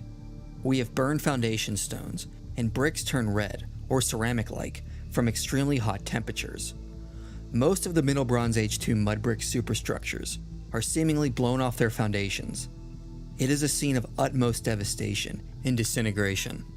They're talking about an airburst event, like the I'm gonna butcher the word, I always do, but I know you all know what I'm talking about. The Tunguska blast in Russia, or Tunguska blast. Yeah, that's what it is, Tunguska. They're saying that's what that's what destroyed this city, and that's not. And also the list of things that he laid out here associated with a blast like that, melting pottery and stuff, is not what we would expect to see. But the images of melted pottery and stuff, all the images Let's see. The scientific report papers has a whopping 53 figures. Some of these show details of the archaeological dig site, while others show macroscopy and microscopy photos of melted pottery, shocked quartz grains, and spherules. Several photos of the dig site appear to contain cloned parts, small areas that appear to be visible multiple times within the same photo. I first noticed such clone features in figure 15B. Actually, you know what? Let me pull this over here, because I shouldn't just be reading this. I should let you guys see the photo too. There, you see that? All right. So this is the figure with the faked artifacts. First noticed such cloned features on figure 15B. The top right corner immediately caught my eye. I noticed several repetitive elements there. So this is photoshopped, faked by this archaeological team funded by a Christian organization. Yeah. Not long after I posted my findings on PubPeer and Twitter, Elizabeth Alcino noted on Twitter that she found some repetitive elements in figure 3 shown below with blue boxes. So you can get a link to her tweet here too. In blue boxes, I found some more and marked these with yellow boxes. Note that 3 of the cloned areas are in areas of interest. Destruction of a multi-storied palace. So they photoshopped this destruction.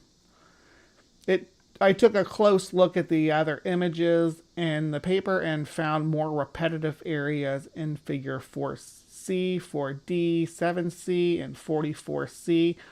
Yeah, more faked images where they've copied and pasted, cloned, like did the clone stamp. And figure 4C and 4D, you know, boxes of the same color highlight areas that look unexpectedly similar. Figures 7C, boxes of the same color, highlights areas that look unexpectedly similar.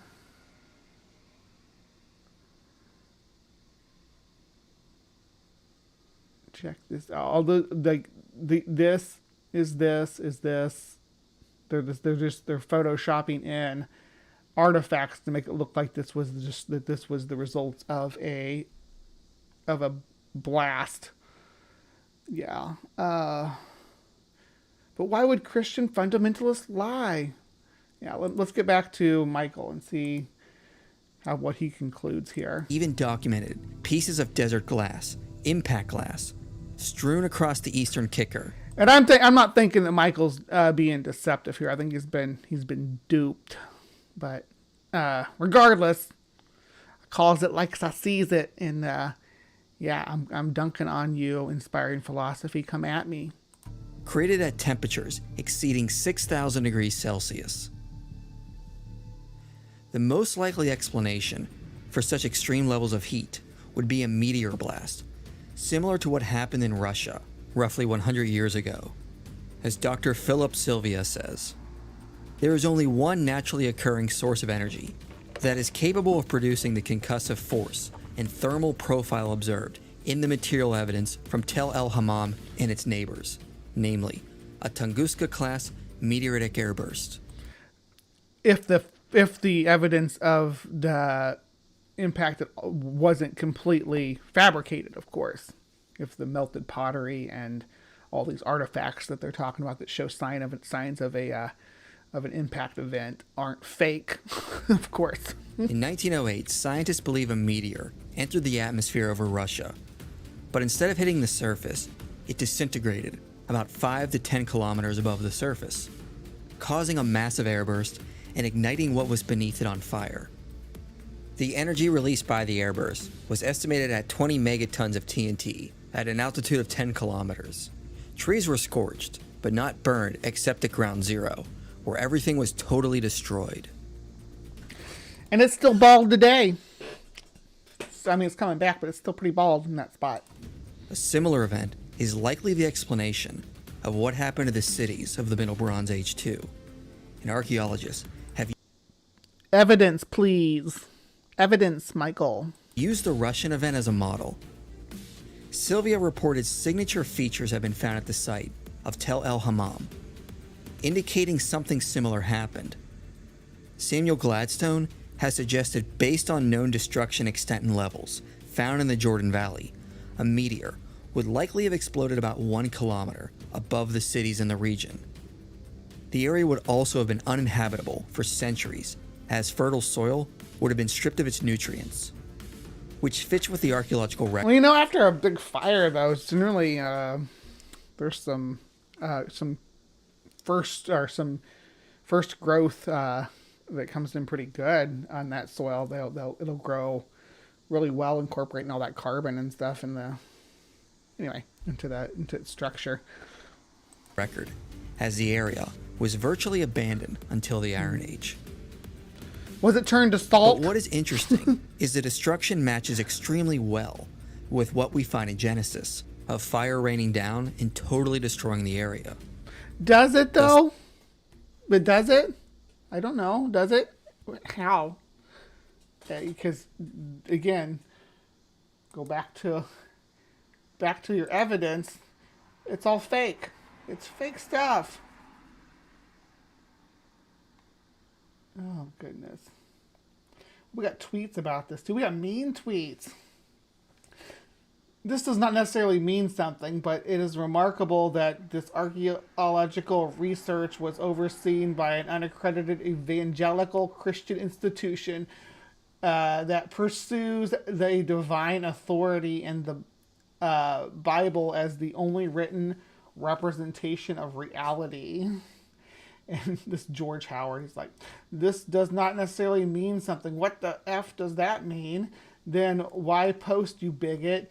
You are a prejudiced, cheap shot artist, anti-science punk, and need to quit tweeting and publish your attack in peer review context. What other religion to do? Or what other religion to? I think it's supposed to be, do you defame?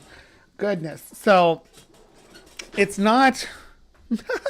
It's not defaming them to say that you're when you're caught fabricating evidence, right? When you're caught fabricating the evidence, when they're like, "Hey, look at these pictures; they're faked," and then the guy's like, "You're being bigoted against me." Yeah, against you being. It's not bigoted to say, "Hey, you're a liar," right? And you're lying for Jesus.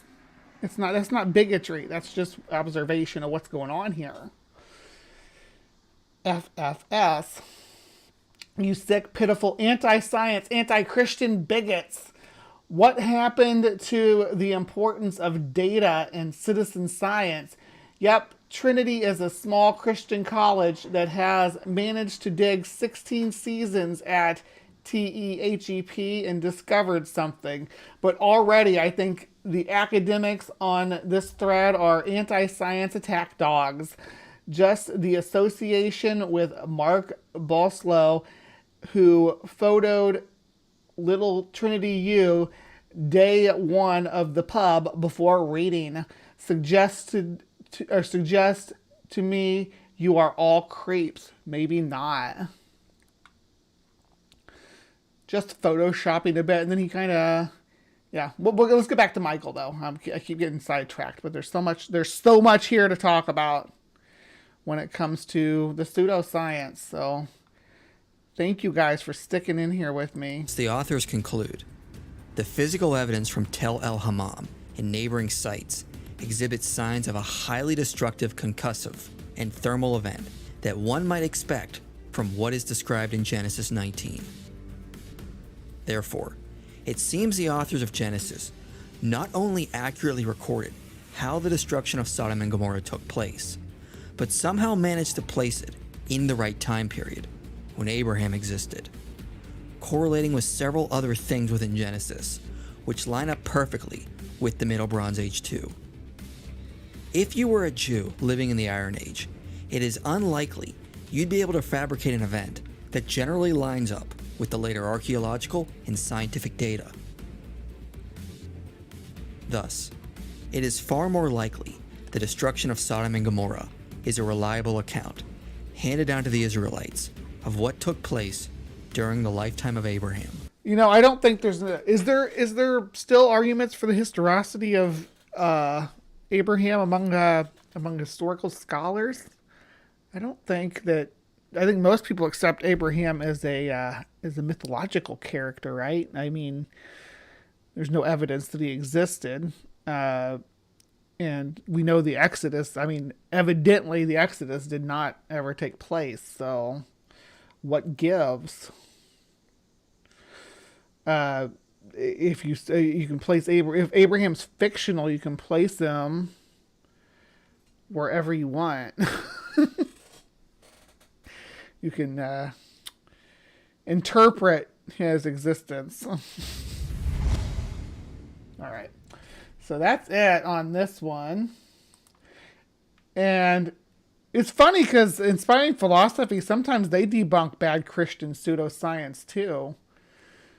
But let's get back to this article now. As I was typing this post, George Howard published a blog entitled Pebblegate, addressing some of the image concerns and sharing some of the original figures. In this post, he writes, "You are correct. Our graphic artist made minor cosmetic corrections to 5 of 53 images. All of them were distant from any important scientific data, and no changes were made to key data, such as bones or potsherds. 4 of the original unaltered images are included here. The areas that were changed on each image are discussed below. The other figures were altered for similar reasons, but we have already submitted corrected images to scientific reports." From the image posted, it is clear that figures 7C, 15B, and 44C were altered to remove labels and arrows present in other versions of the photos. Figure 3, that's 4C and 4D, however, are not included in the blog post. So, as of now, it is unclear which elements were altered before they were published in scientific reports. Either way, photographic alterations on parts of the photo appears to be in conflict with Nature and scientific reports guidelines about image preparation. On a side note, on his blog post, Mr. Howard uses photos of me without giving me credit to the source or photographer, Randy Vasquez. He also did not clarify the source or photographer of the photo used in the scientific report paper. As reported by Retraction Watch, Richard White, the chief editor of Scientific Reports, is aware of the concerns raised here on PubPeer. So for now, we will have to wait and see if the journal is okay with this bit of photoshopping for cosmetic reasons or not. There was more.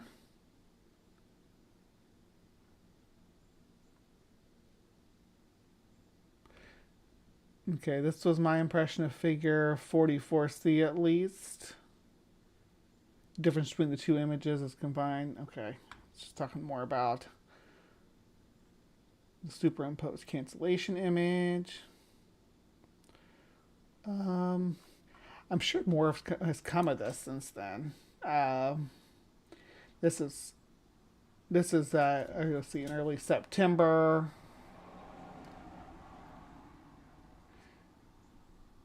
The Center for Inquiry announced the initiative to respond to humanitarian catastrophes that are unfolding in Afghanistan. So that's not related to this. Hold on.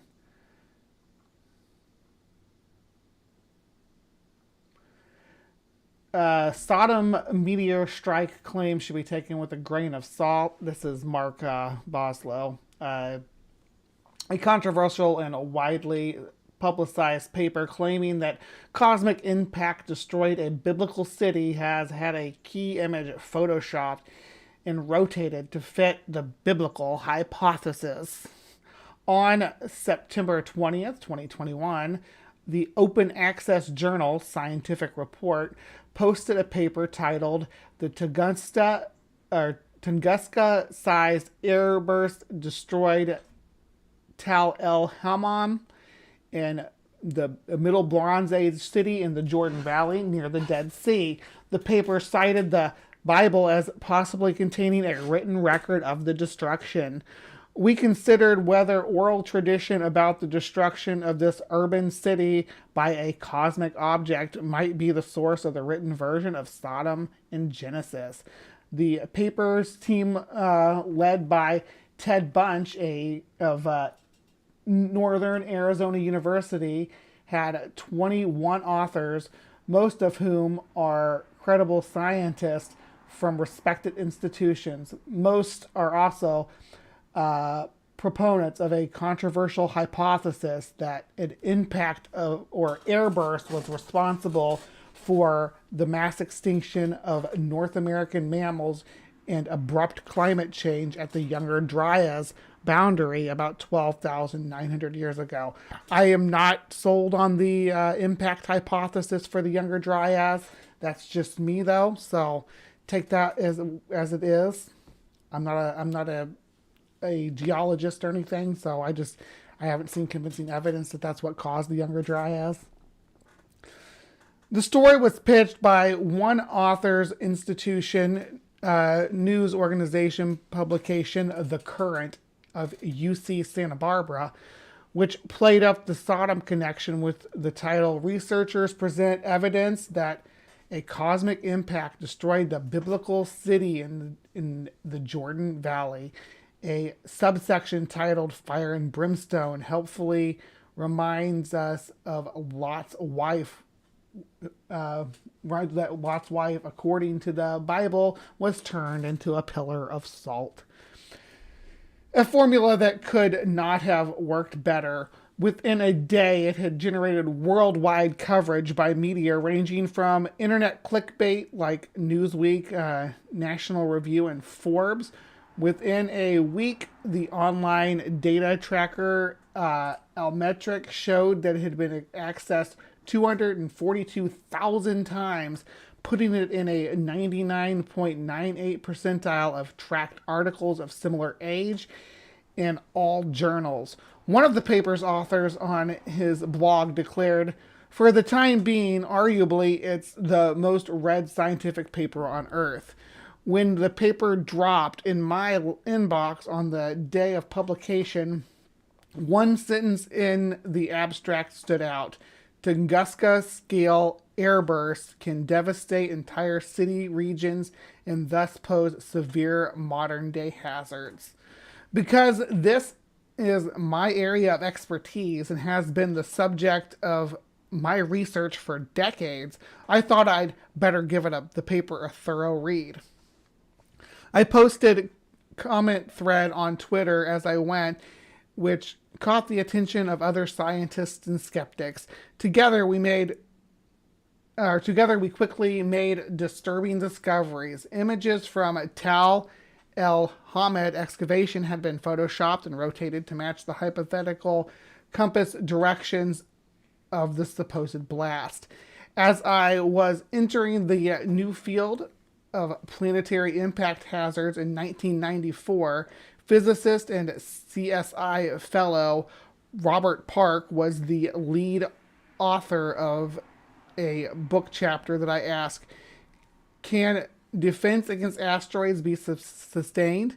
Park pointed out that our community must overcome the giggle factor to persuade leaders to take the hazard seriously, and scientists should focus on public education. Fear-mongering may sell newspapers and headlines such as doomsday rocks and killer comets, but the only undermine the credibility of the scientific community on this issue.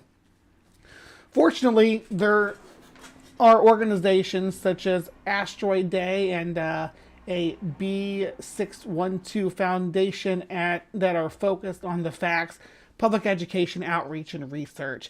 But recently created Comet Research Group, CRG, has discovered that fear-mongering is an effective fundraising tool for their fringe investigations, despite its potential damage to the credibility of serious scientists engaged in planetary defense.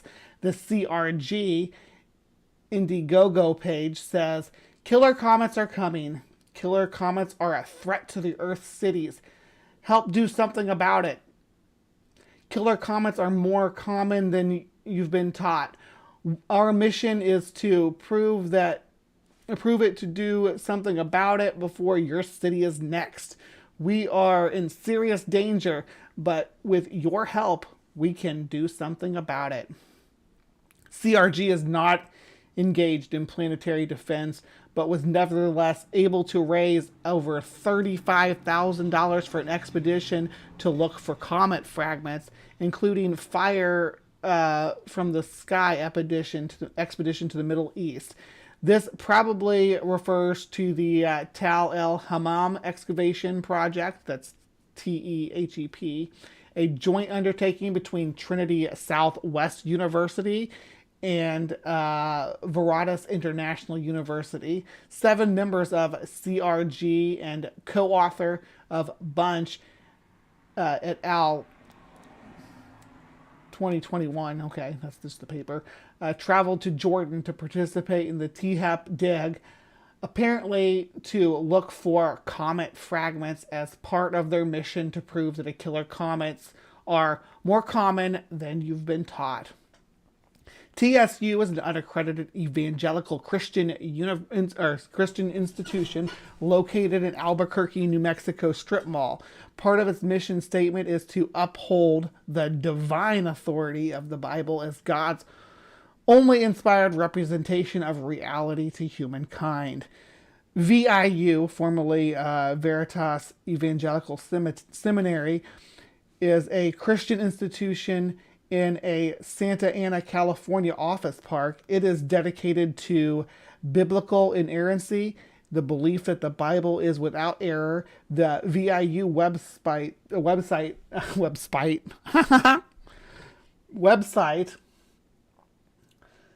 states, inerrancy simply cannot be rejected without grave consequence, both to individuals and to the church. Inerrancy isn't just a passage that speaks about salvation, but also applies to all historical science statements as well. It is not only accurate in matters related to faith and practice, but it is accurate without error regarding the statements, period. The agenda of the organization that led THEP are not hidden from the sponsors or amateur excavation volunteers. Indeed, the GoFundMe page, potential donors are considered giving their money to Dig Sodom projects to help prove the veracity of the Bible. So people are donating to this organization in order to prove biblical inerrancy. So they're forcing evidence here. The chief archaeologist and director of THEP is Stephen Collins, who CV is posted online. It shows that he has served as executive dean at TSU since 1990, the same institution that granted his PhD in archaeology and biblical history in 1997. He is also director of the PhD program in archaeology and biblical history at VIU. Collins conceived the notion that Tal El Hammam is the biblical Sodom and was destroyed by an airburst from an incoming object from space. In 2014, he told Popular Archaeology, "We now have a slew of research scientists who specialize in this kind of thing, working on samples from Hammam at several major university labs across the country. The interest that our airburst is generating is quite amazing, but according to the article's author, scholarly consensus on this remains elusive, to say the least. It's not clear why Collins, who came up with the idea and directed the dig, was not a co-author on the bunch paper. So far it's not looking good for this theory, when you got the experts that actually study this topic saying, hey, this looks sus. I'm gonna take a drink. The CRG is registered to Rising Light Group, a tax-exempt organization with a website that links to religious sources, including biblical archaeology reviews, where it features a splash page showing Jesus' crucifixion. Rising Light is registered to Alan West, who is also co-founder and director of CRG. West's background is a puzzle because of his lack of published CV. According to the group's blogger, in response to questions about West's background, Allen never claimed he was any more credentialed than he was. The first time I spoke to him, he claimed only a philosophy doctorate from an obscure school in Nebraska.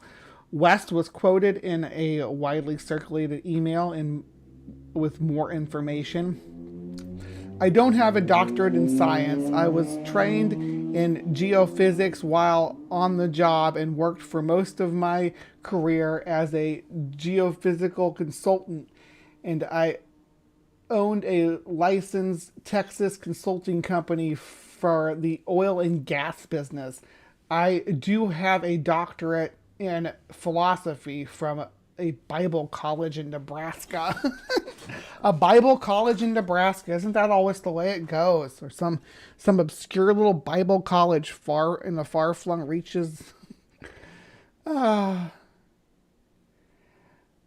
earliest appearance of Alan West in my Google search is 2006, related to a book he co-authored with nuclear chemist Richard Firestone titled Cycle of Cosmic Catastrophe: How a Stone Age Comet Changed the Course of World History. West, like Collins, had a knack for coming up with ideas that get explosive media coverage, but are met with scientific skepticism from subject matters experts. According to the CSI fellow David Morrison, did a comet impact kill the mammoths? SI May 20th, 2010. This book develops Firestone's 2001 suggestion that cosmic ray catastrophes probably caused by supernova occurred in the northeastern North America in the late Pleistocene. So they're talking about the Younger Dryas here.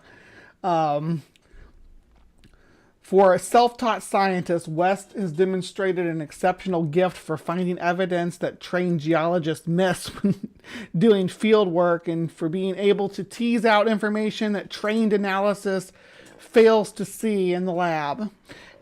At the May 2007 American Geophysical Union Joint Assembly in Acapulco, West joined his co-author Firestone at a press conference to announce the discovery of evidence that a giant comet impact or airburst wiped out the Clovis culture and led to the extinction of megafauna in North America, including woolly mammoths.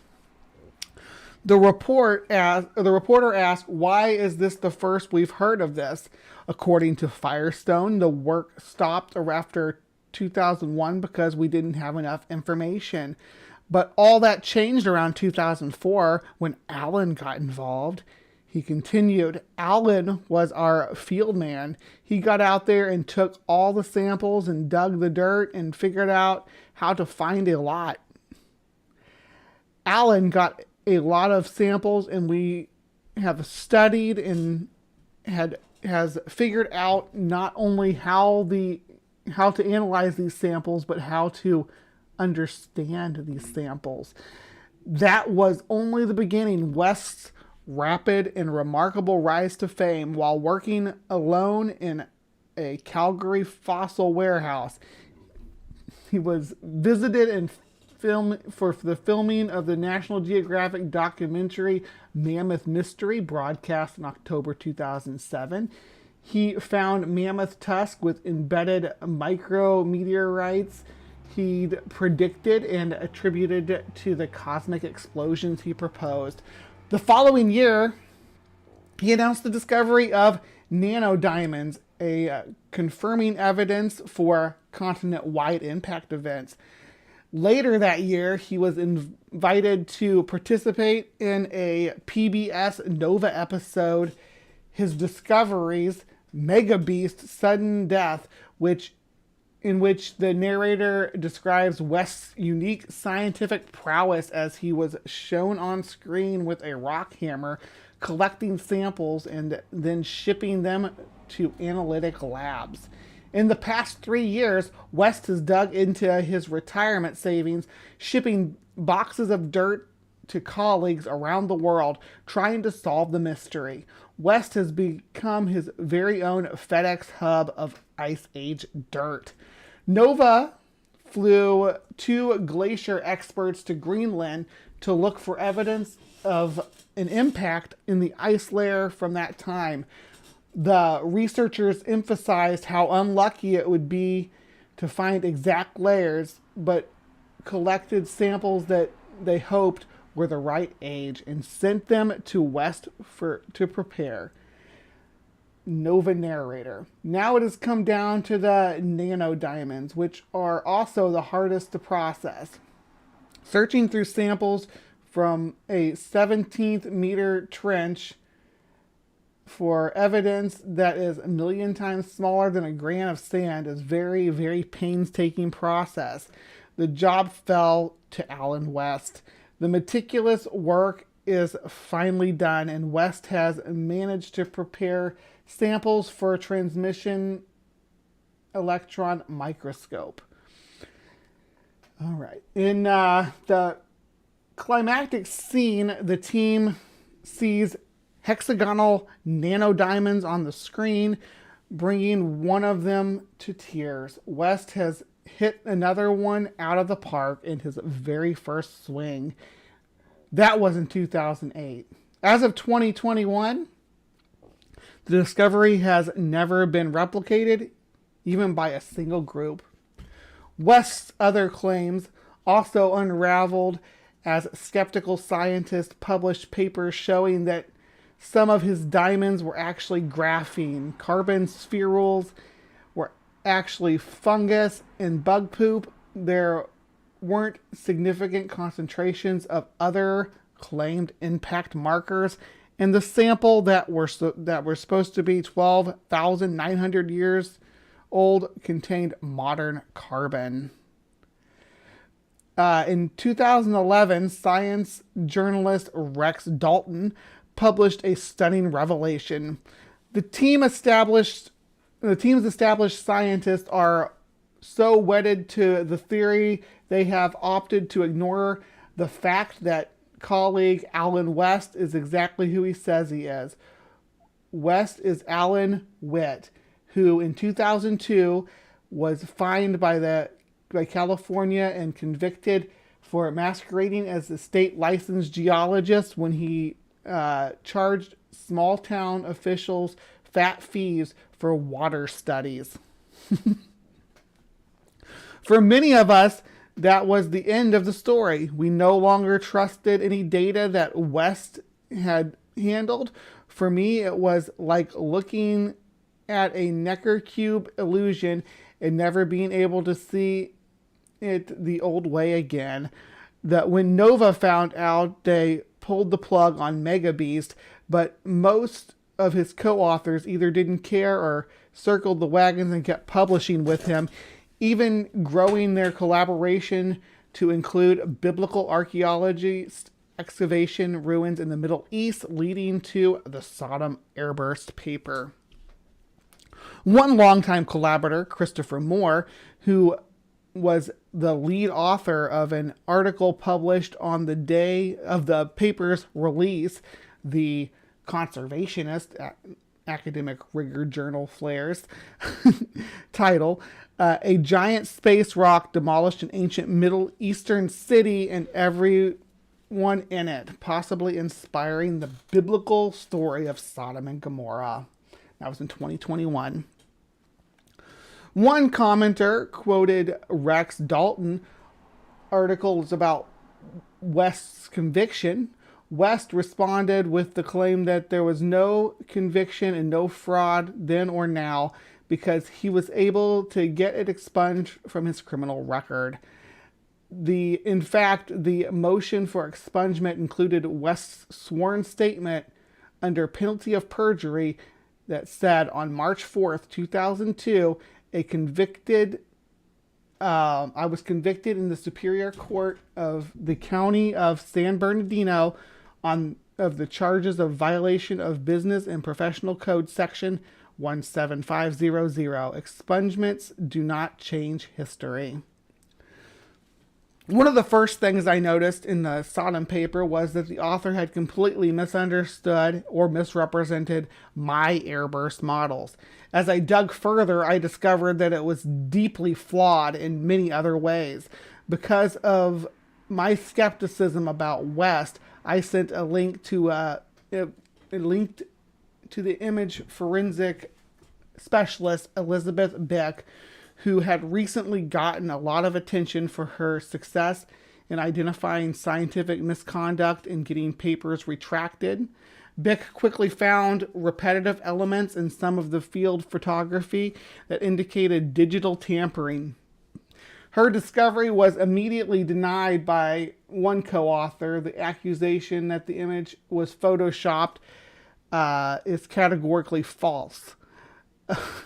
But it was soon confirmed by another author, the blogger who dismissed it as inconsequential Pebblegate, with the explanation, our graphic artist made minor cosmetic corrections to 5 of 53 images. Okay, we already read about that. I want to get, is there any more updates, or is this where it ends? Yeah, we're just about done with it anyway. Finally, West weighed in by revealing earlier versions of the 7 out of 18 photographs taken in the field that had been digitally altered.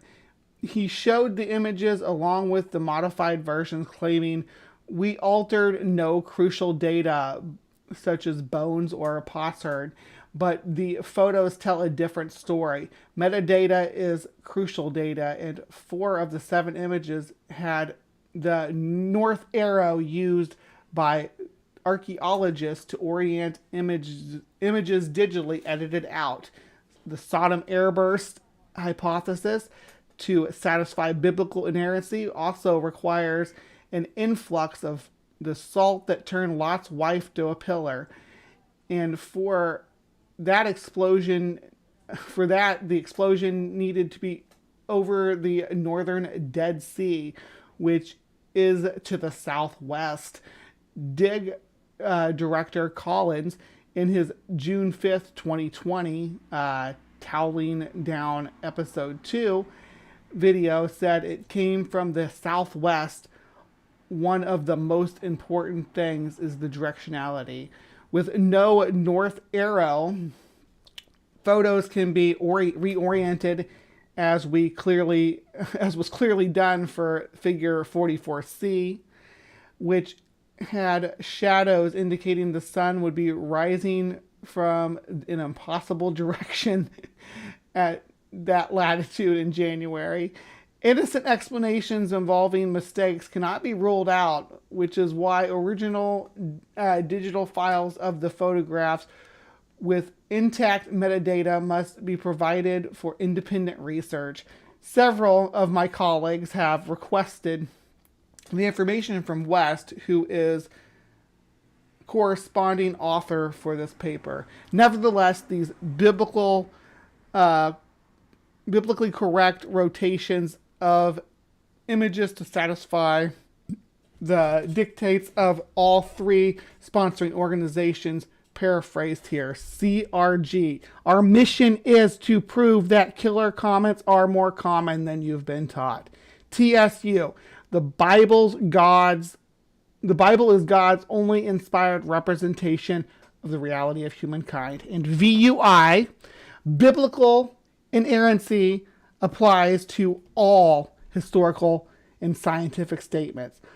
I am aware of many additional critical comments about this paper by other subject matter experts, including geologists and archaeologists, some of which have already been submitted for publication.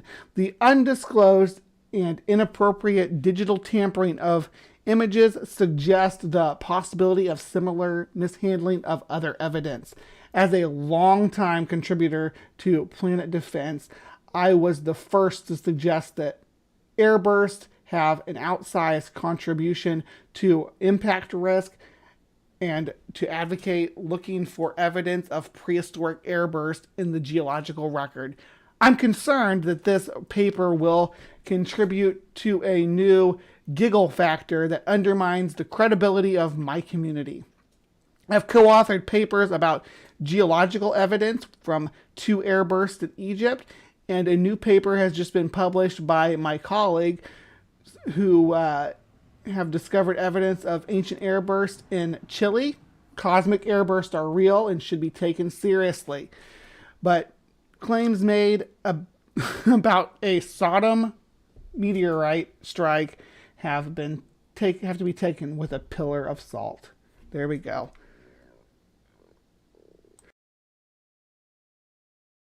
I was holding that sneeze for like the last 3 minutes trying to finish that up. Oh, woo!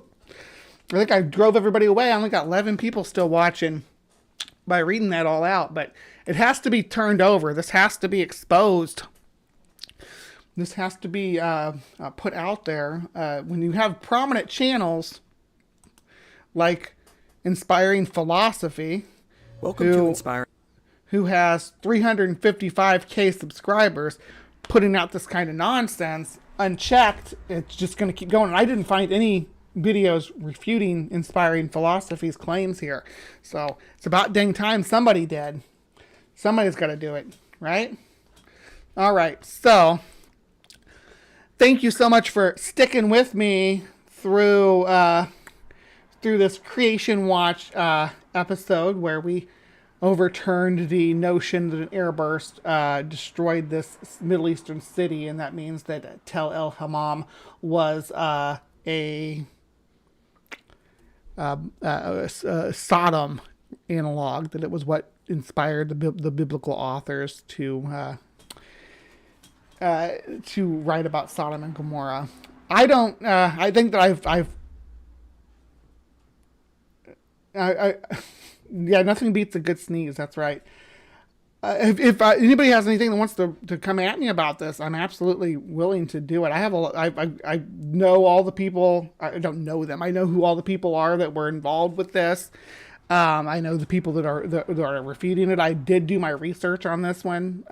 So come at me if you think that Inspiring Philosophy is right and the Hive is wrong. Then come prove it. All right, so thank you so much for joining me for Creation Watch today. Please remember to be kind, take care, and we will see you next time. All right, so got one more topic I'm going to cover today. I generally have 2 topics tethered on the end of the after Creation Watch, but today I got to do some more reading. So this one's going to be more this is more paleontology than archaeology, but you know, I'm gonna get to it. So I will see you guys over in Creation Watch, or not Creation Watch, this is Creation Watch. I'll see you guys over in HiveScience.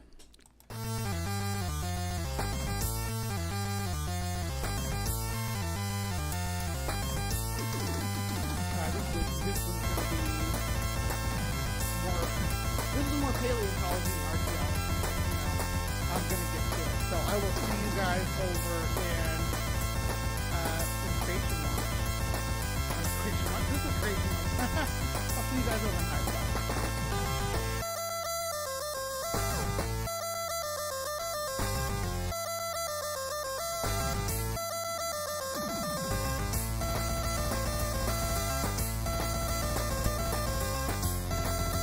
Welcome to Inspiring Philosophy.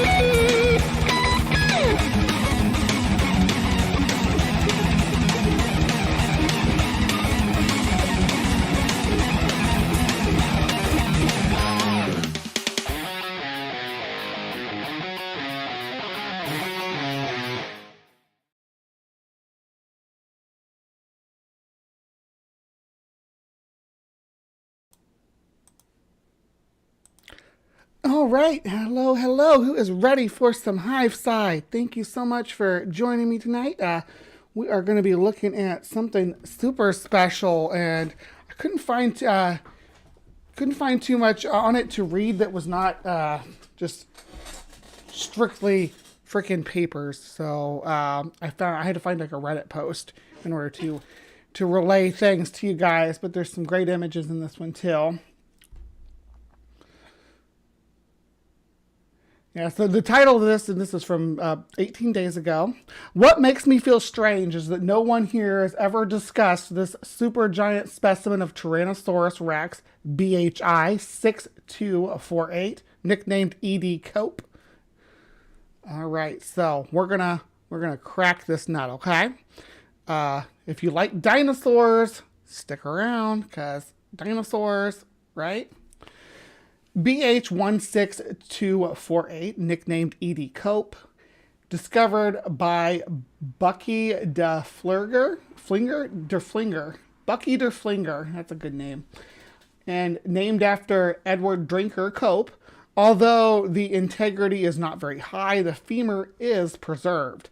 Based on the diameter of the femur, Peter Larson determined it may be heavier than Sue, which is FM NHPR 2081. All its fossil materials are preserved in the Black Hills Institution. In Paul's 2022 paper, The Tyrant Lizard King, Queen, and Emperor, multiple lines of physiological and strategic evidence support subtle evolution and probable species specification within the North American genus in Tyrannosaurus. He listed the measurement results of the femoral circumference of all specimens of Tyrannosaurus rex that had preserved their femurs. The table showed that Cope's femur circumference had reached an astonishing 630 millimeters.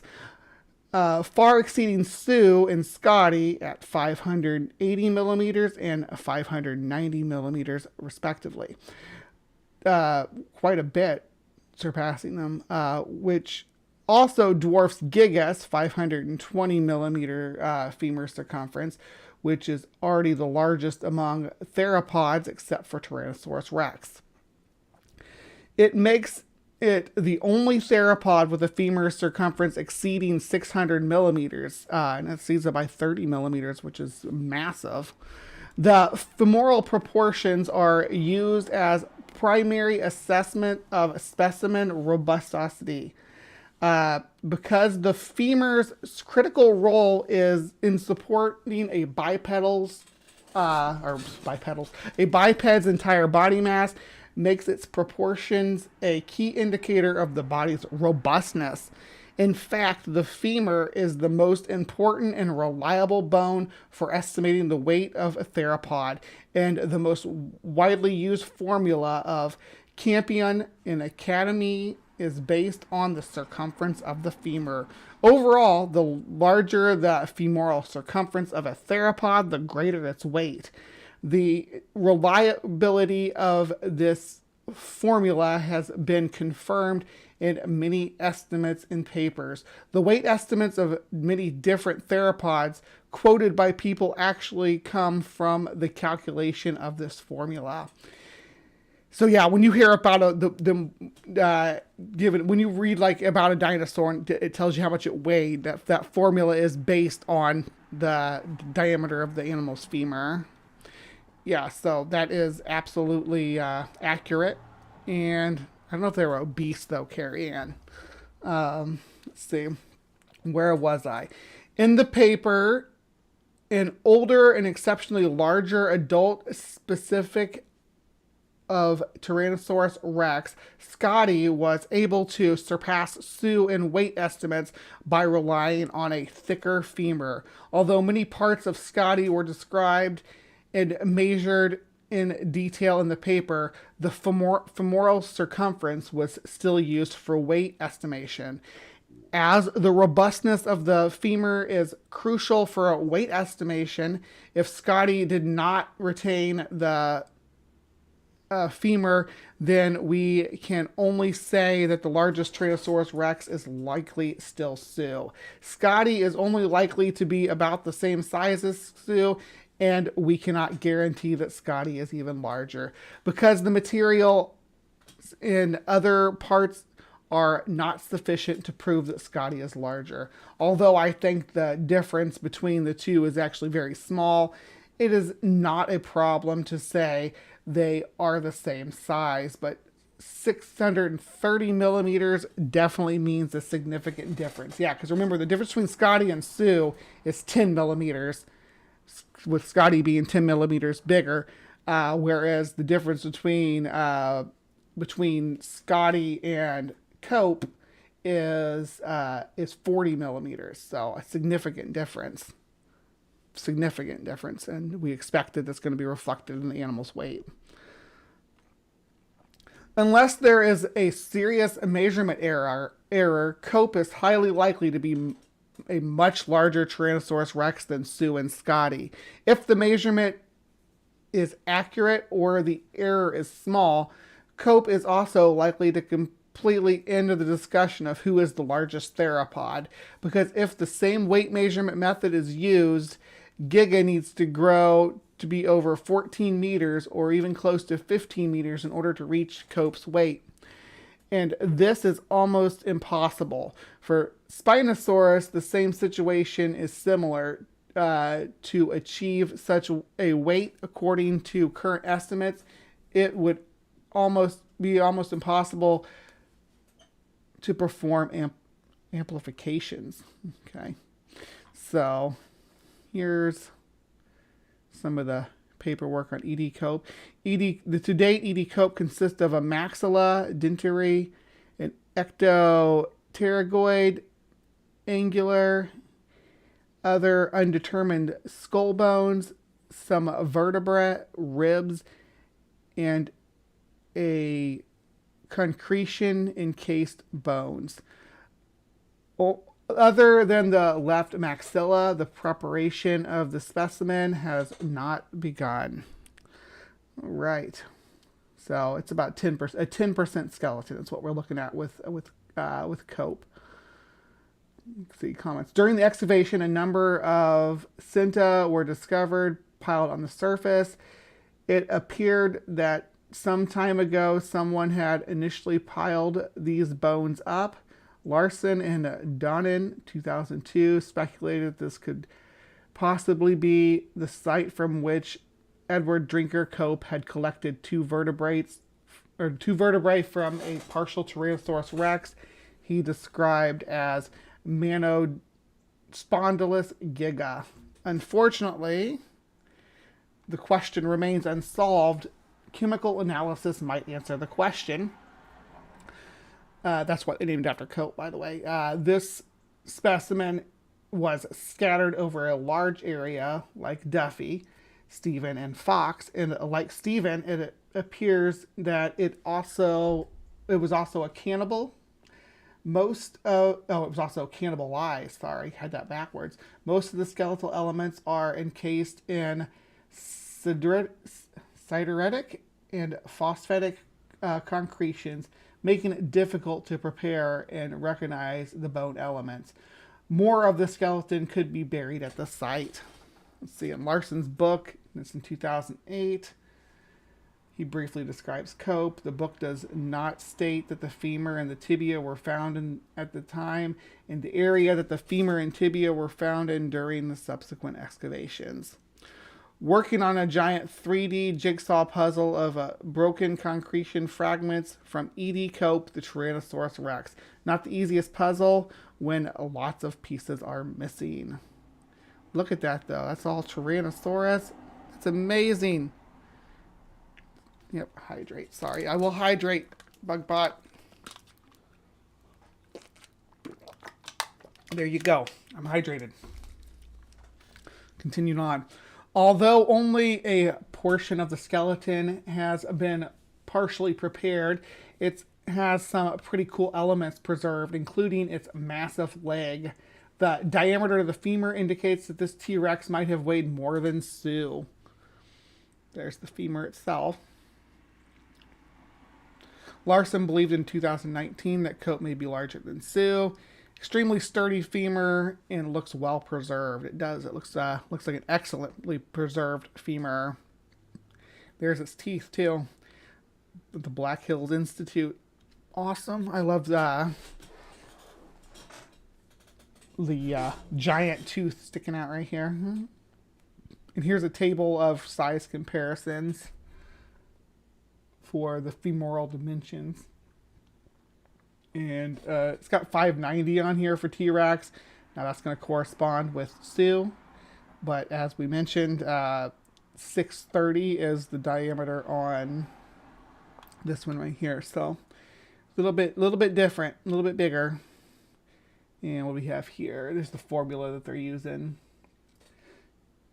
Now, this is the section we're looking at right here. So there's not even anything approaching the size of Cope on the femurs. Look at that. Not even close.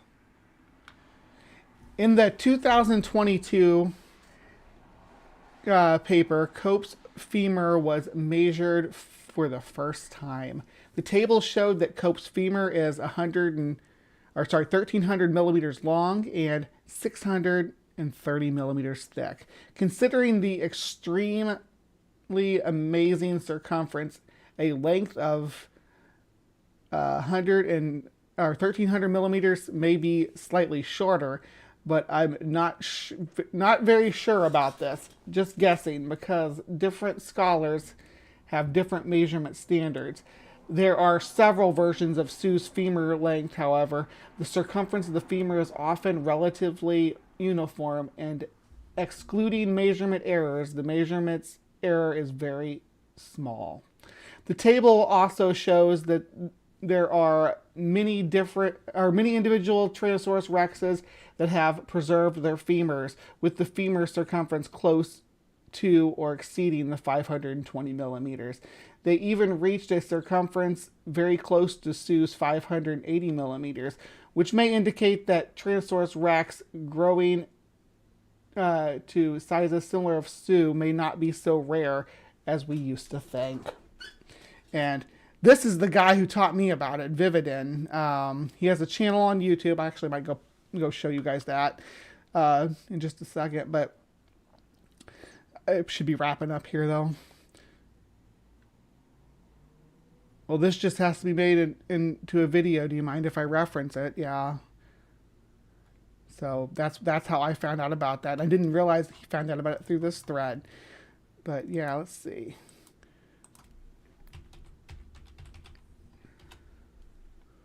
Yeah, here's his channel. And yeah, his video won't stop, Copium Rex. As our knowledge of the fossil. This is the video that I learned about this from, though. I follow this channel, so definitely worth following. The Vividin, if you're into dinosaurs. They are on the cutting edge of paleontology, and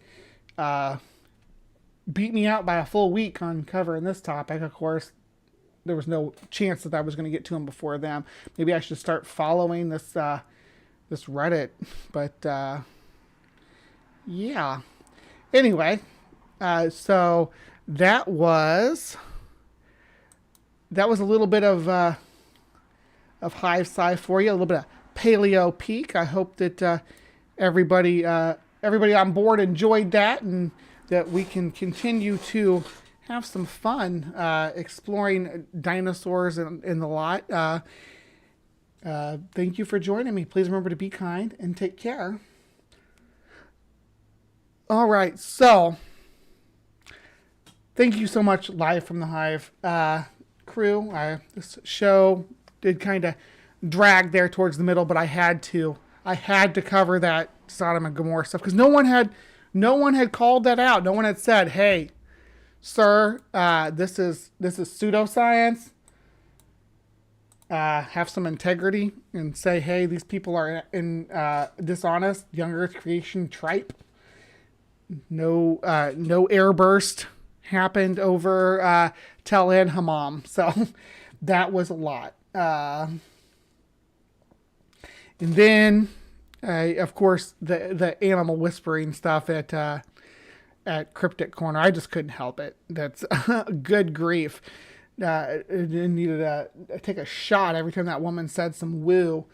And then, of course, we just wrapped up with the T-Rex stuff. So I really do appreciate you guys sticking around with me. I don't know, I said say everybody left, but it just dropped there while I was reading through that paper. But I guess I've got a lot of my viewers back, so thank you so much for sticking with me and hanging out this morning as we unwrapped another episode of HiveSci, and as we did our lovely Live from the Hive rundown.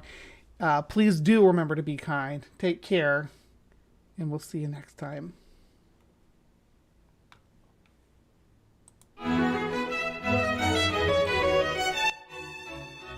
Hello and welcome.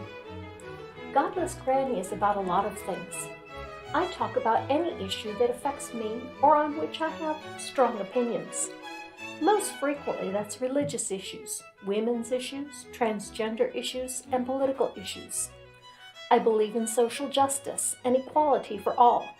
I feel that everyone has a right to believe what they want, but that right doesn't absolve you of criticism of your beliefs. Thus, I criticize both outlying religious ideas and mainstream ideology. I welcome theists to discuss or debate their issues with me live on stream. Contact me on Twitter if you'd like to do that. I was a Christian for 42 years. In my last decade as a believer, I became increasingly liberal, seeing that as being more consistent with biblical ideas. But eventually, the cognitive dissonance between liberal thought and certain parts of the Bible brought me to evolve my theology. I still hung on to the inerrancy of the Bible and continued to look for ways to interpret the Bible to fit reality. But when it was proven to me that the biblical flood did not happen, thank you Aaron Ra, Vice Rhino, and Pelagia, there was no longer anywhere to go. I had to let go of inerrancy. But without the Bible, my faith had no foundation, and then I left the faith. I have since met people of faith who reject inerrancy. I find this a more honest faith, but I also find it a purely human construct. Why believe in a God if you have to make up the God and what the God is all about? I now criticize the very religious beliefs that I held for decades, as I now realize that they not only do not originate from a God that loves me, but that they were dangerous in that they limited me. They limited me as a person by discouraging thought and learning. It restricted my relationships and my ability to develop myself as a person. I hope to do several things here. I hope to reach others of my generation, as we are the primary people that are still holding on to this outdated ideology. Second, I hope to reach the younger generation, imploring them not to follow in my footsteps. And third, I hope to show how the younger generation who has already left the faith can reach their parents. What arguments did I find convincing that will likely convince their parents? So come on in, let's have a chat.